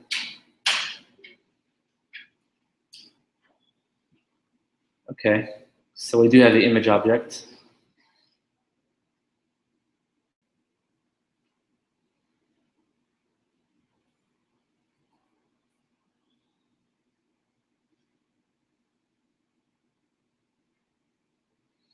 Let's see.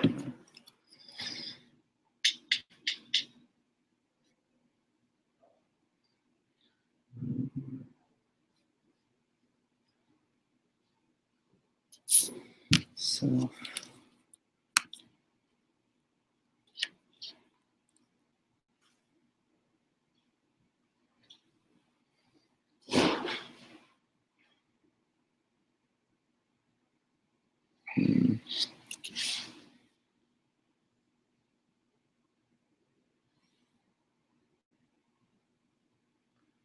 Okay.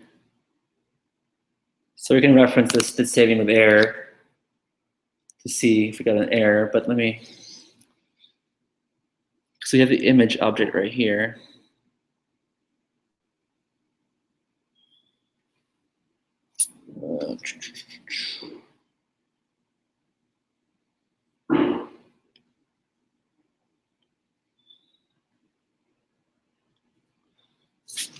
Image. It is taking a UI image.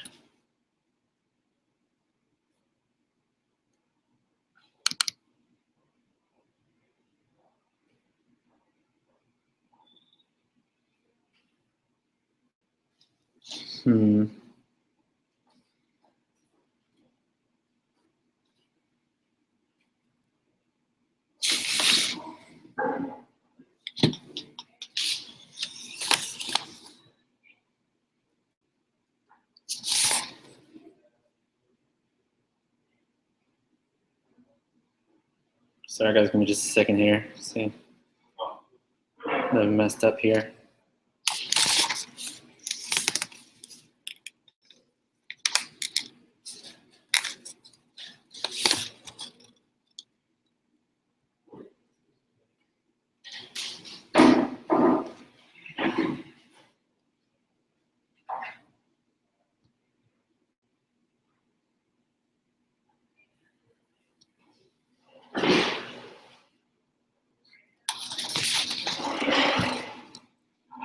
Hmm.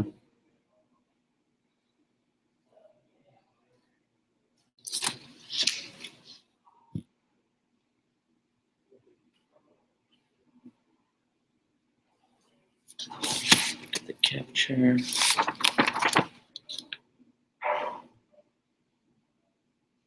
It's really strange. Okay, let's take a quick 5-minute break, then we'll resume, and we'll go to video, and I'll try and get this fixed. But is everybody up until this point? Do you guys have you up and running? Cool. Yeah, let's do a quick 5-minute break before we do video, and I'll see if I can get this running. We'll spend the last hour on the video. I don't want to spend a full hour. I'd like us to have at least half an hour to work on projects. So maybe we'll finish it next class. We'll start with just bringing up the capture. Okay.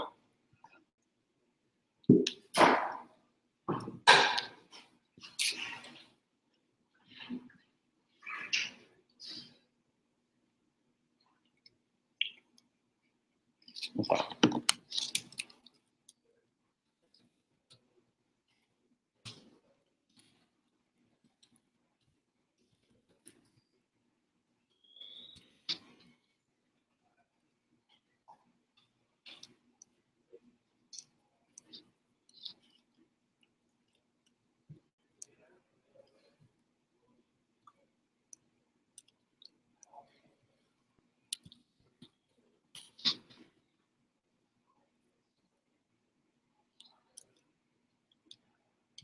That should be.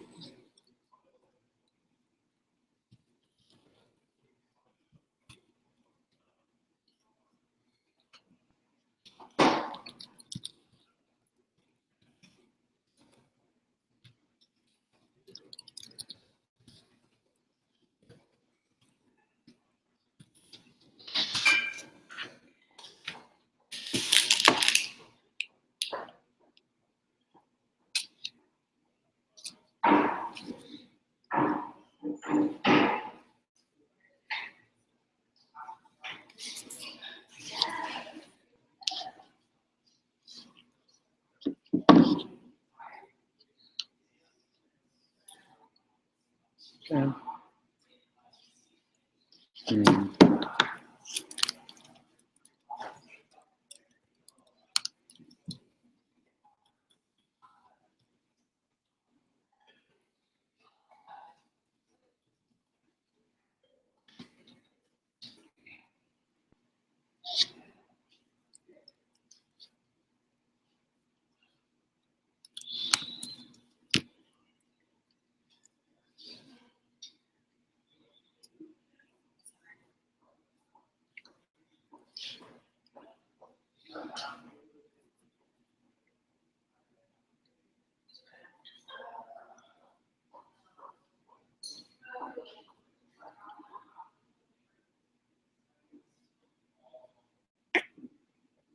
I wonder if the reason it's not working is this would suck if I don't have this up here.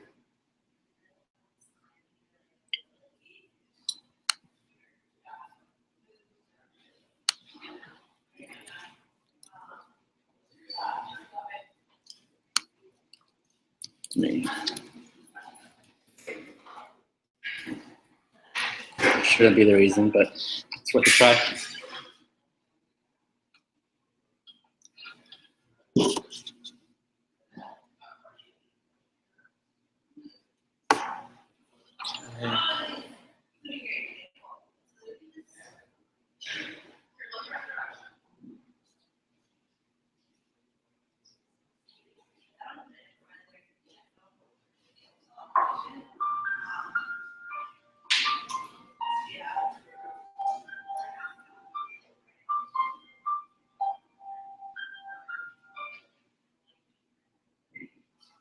Yeah, that wasn't the reason. That was the reason. That wasn't the reason.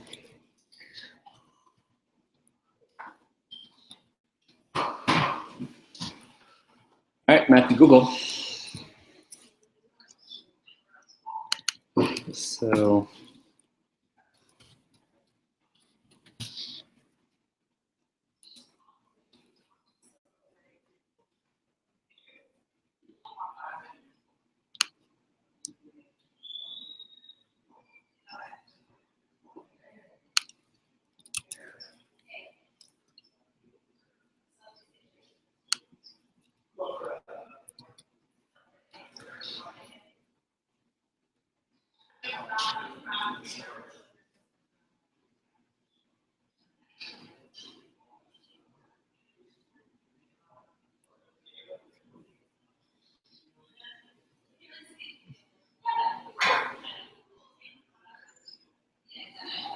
Okay, we should be able to pass this, and if there's an error, should be able to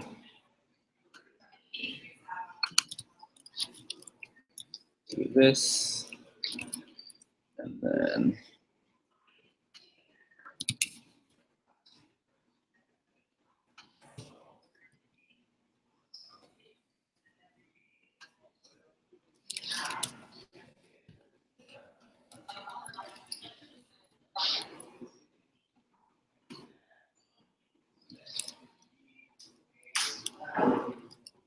I think I got a feeling on this. what? I think I know what the problem is. Is that Could be the type, could be, it's a CI image and not a UI image. which one? The save or the one we're passing? Our self dot save to image Mhm. is a UI image, and from the filter is a CI image. So you might need to type it as to Hmm. as,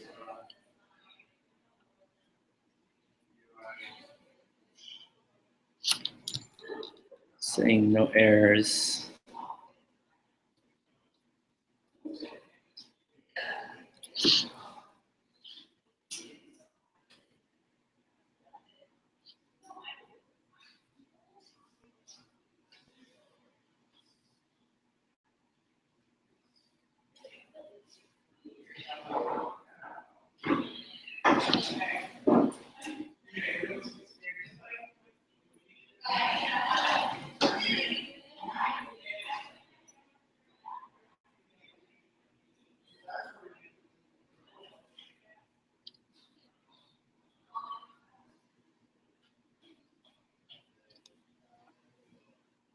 oh, no, that's not it. Yeah.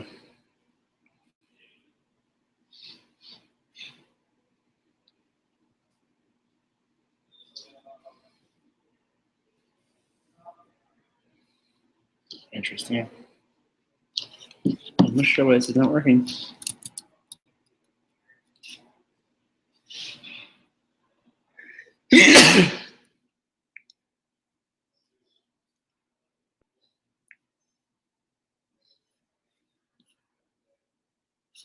Were you getting a connection interrupted error? I don't think so.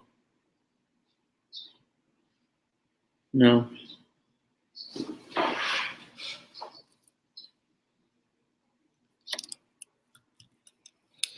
Hmm.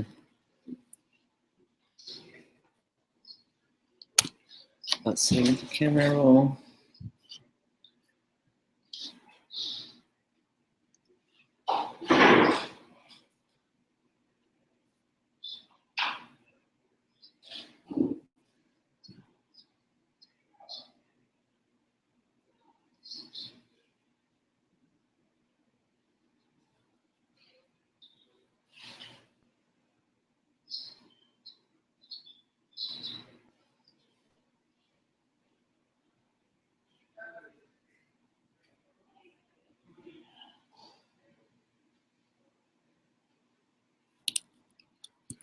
Right image to save.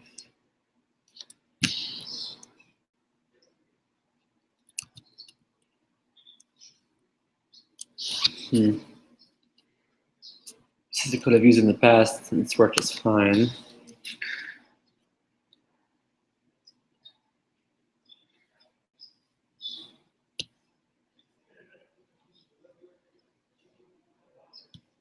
Same thing.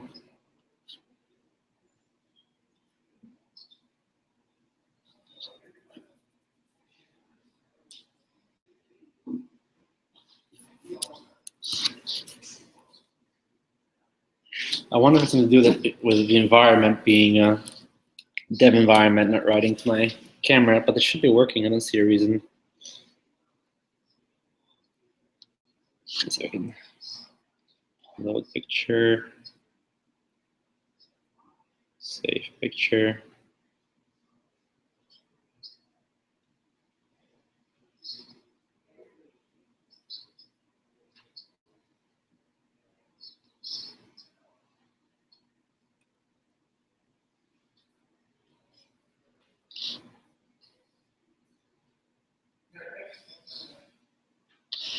Okay.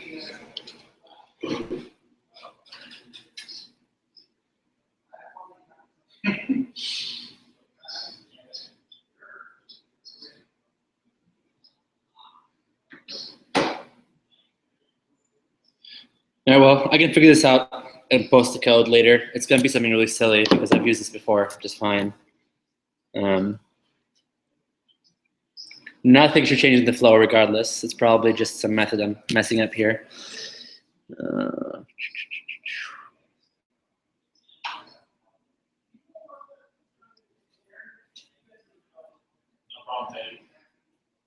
We're 80% there, right? No, I mean, we're like 98% there.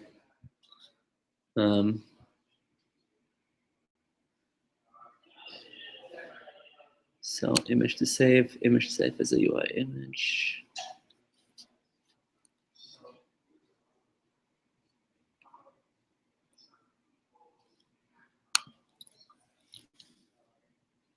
Yeah.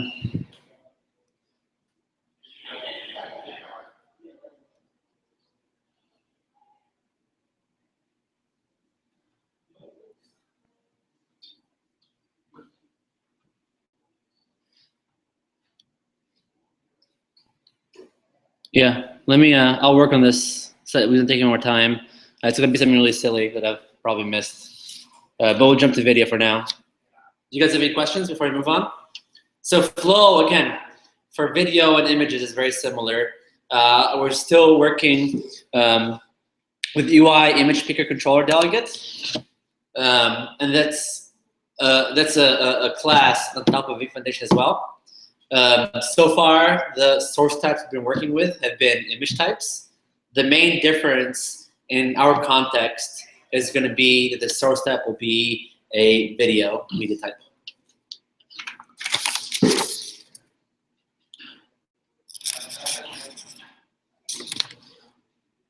So we'll start with playing existing videos and then move on from there.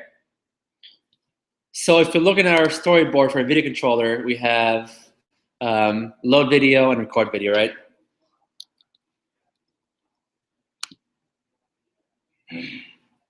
So we'll start with load and play.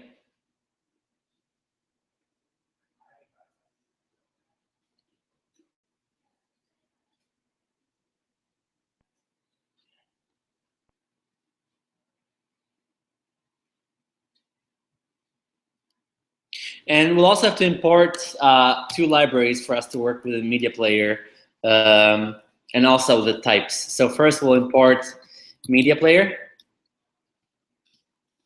And then we'll import the same class we did before, which is the mobile core services for setting our type.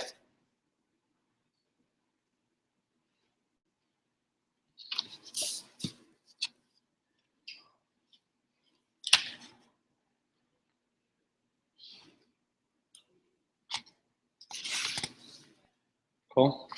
Oh, and we'll also conform to navigation controller delegate, UI navigation controller delegate.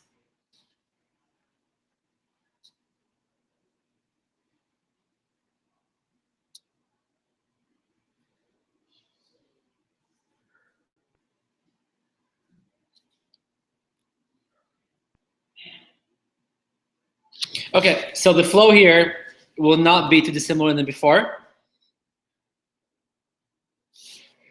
So we'll start with checking if you have access to it. So say if UI image picker controller,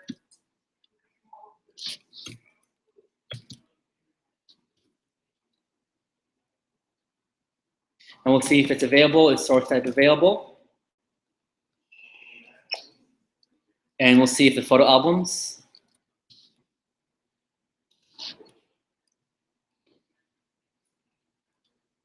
So we'll say if it's not available, we'll just exit it here. We won't do anything. Right, because we can't load something if the user doesn't give us permission, right? So basically now we're checking if you have permission to the photo album, first step. Very similar to geolocation, right? If it's unavailable, exit out of there, don't need to do anything.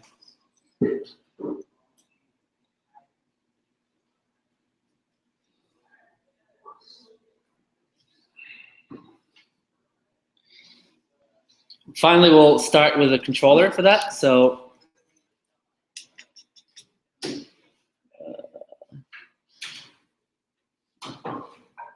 what's going on here?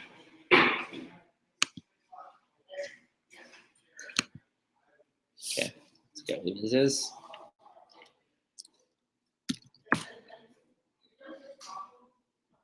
So we'll get with video controller and exactly the same flow, UI, image, picker, controller. And then we'll do source type.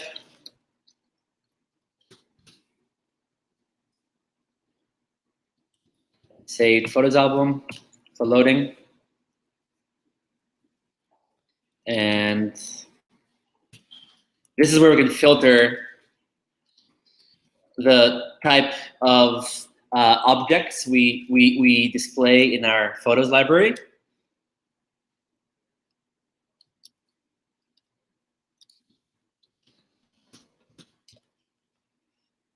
Here we can say KUTT type movie, as we'll go with string. So basically we're saying any type of movie we have in our photo player, when we load our picker, just display the movies.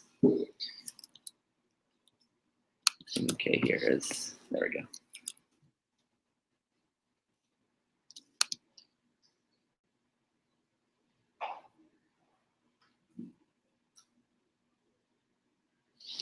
And we'll add some more options here. So we'll allow the user to edit from this picker. So allows editing, we'll say true.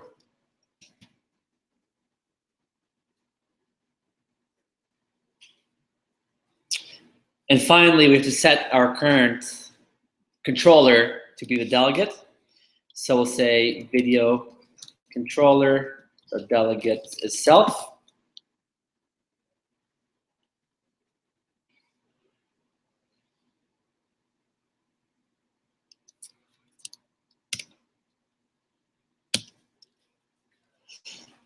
And finally, present view controller. We'll present our video controller.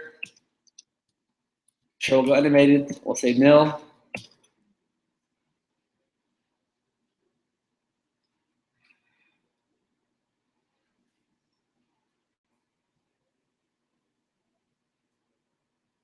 You're just ignoring those errors for now. So let's see. Here.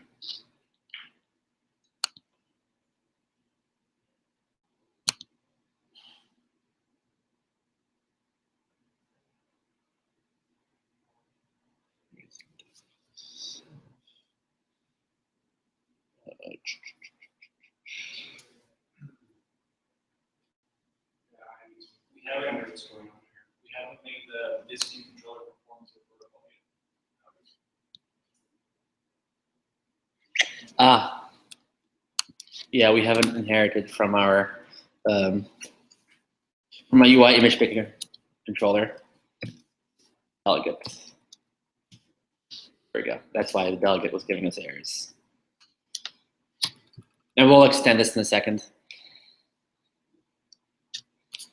Okay.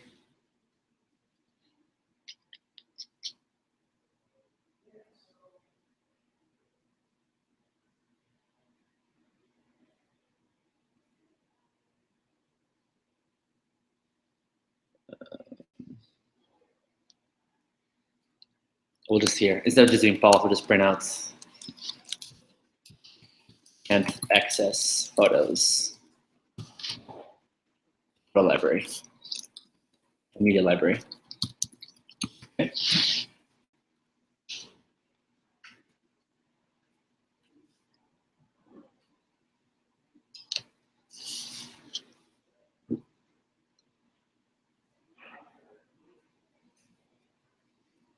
So we'll create the extension here, just like we did with the images. So we'll extend our video views controller. And this will extend through the UI image picker controller delegates.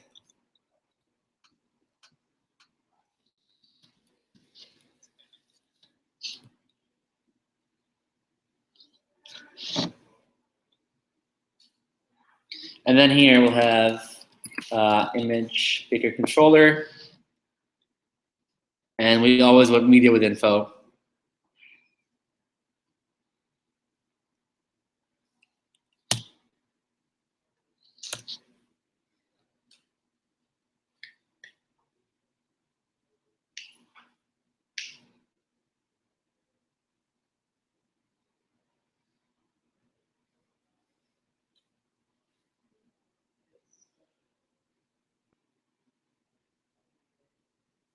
Questions so far? This is very similar to the image view, right? Can we put, when we're doing media types, can we do both media, like if we want to do image, get image and video, can we just do? You can, yeah, you can stack those because it's an array, so you can stack the types. So you can essentially filter by types. You would just put a comma after? Yep. Yep.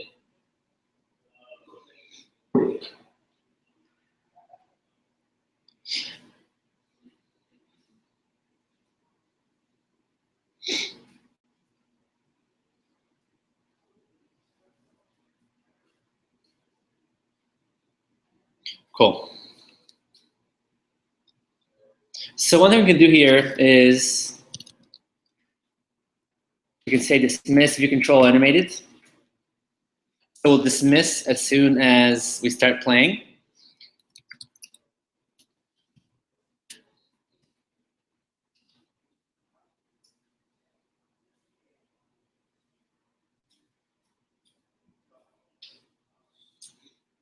So the tricky part here is for us to be able to play a video out of the box functionality, we have to bring up the media player, right? So right now we're in the image/video picker controller, right? Which we presented programmatically. So what we're doing here is we're dismissing the picker controller and we're going to display our media player controller.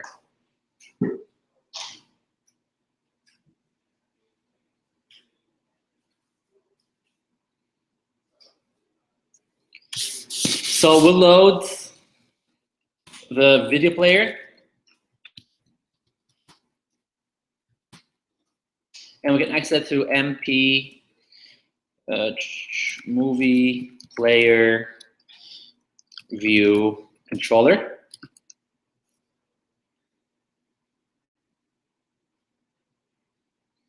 And we'll take a content URL, which will be essentially a pointer to the video or movie we're playing. And we can get the content URL through this info parameter. So we can do info. And in info, we can access the UI image picker controller media URL as NS URL.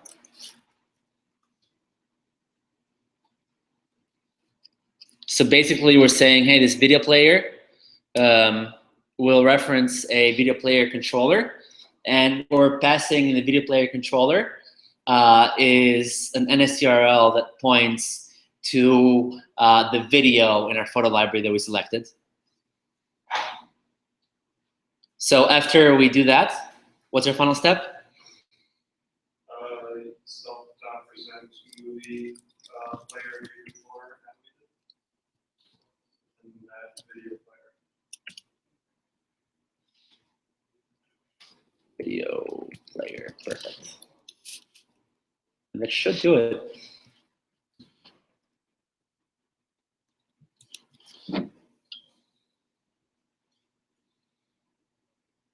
Okay.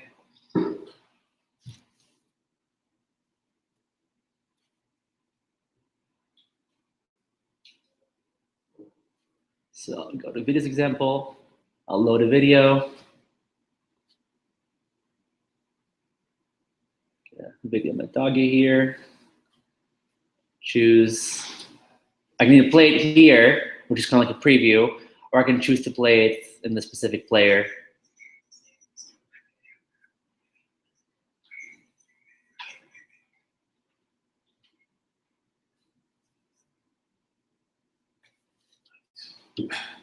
Cool.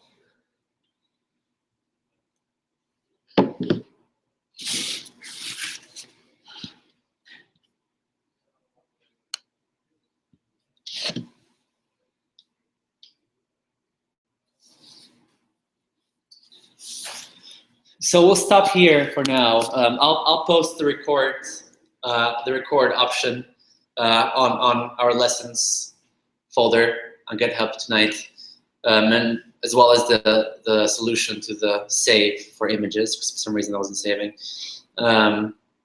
Questions before we start working on projects?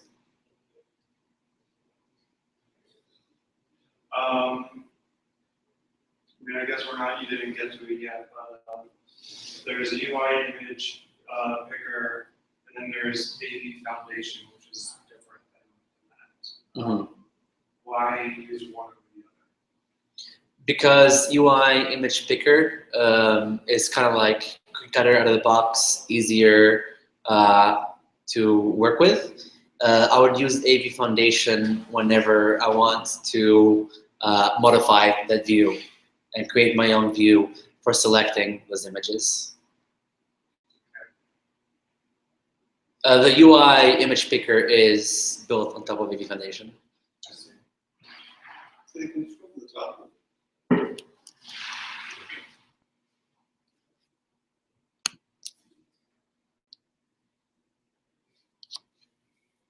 Let me really quickly stop our recording here.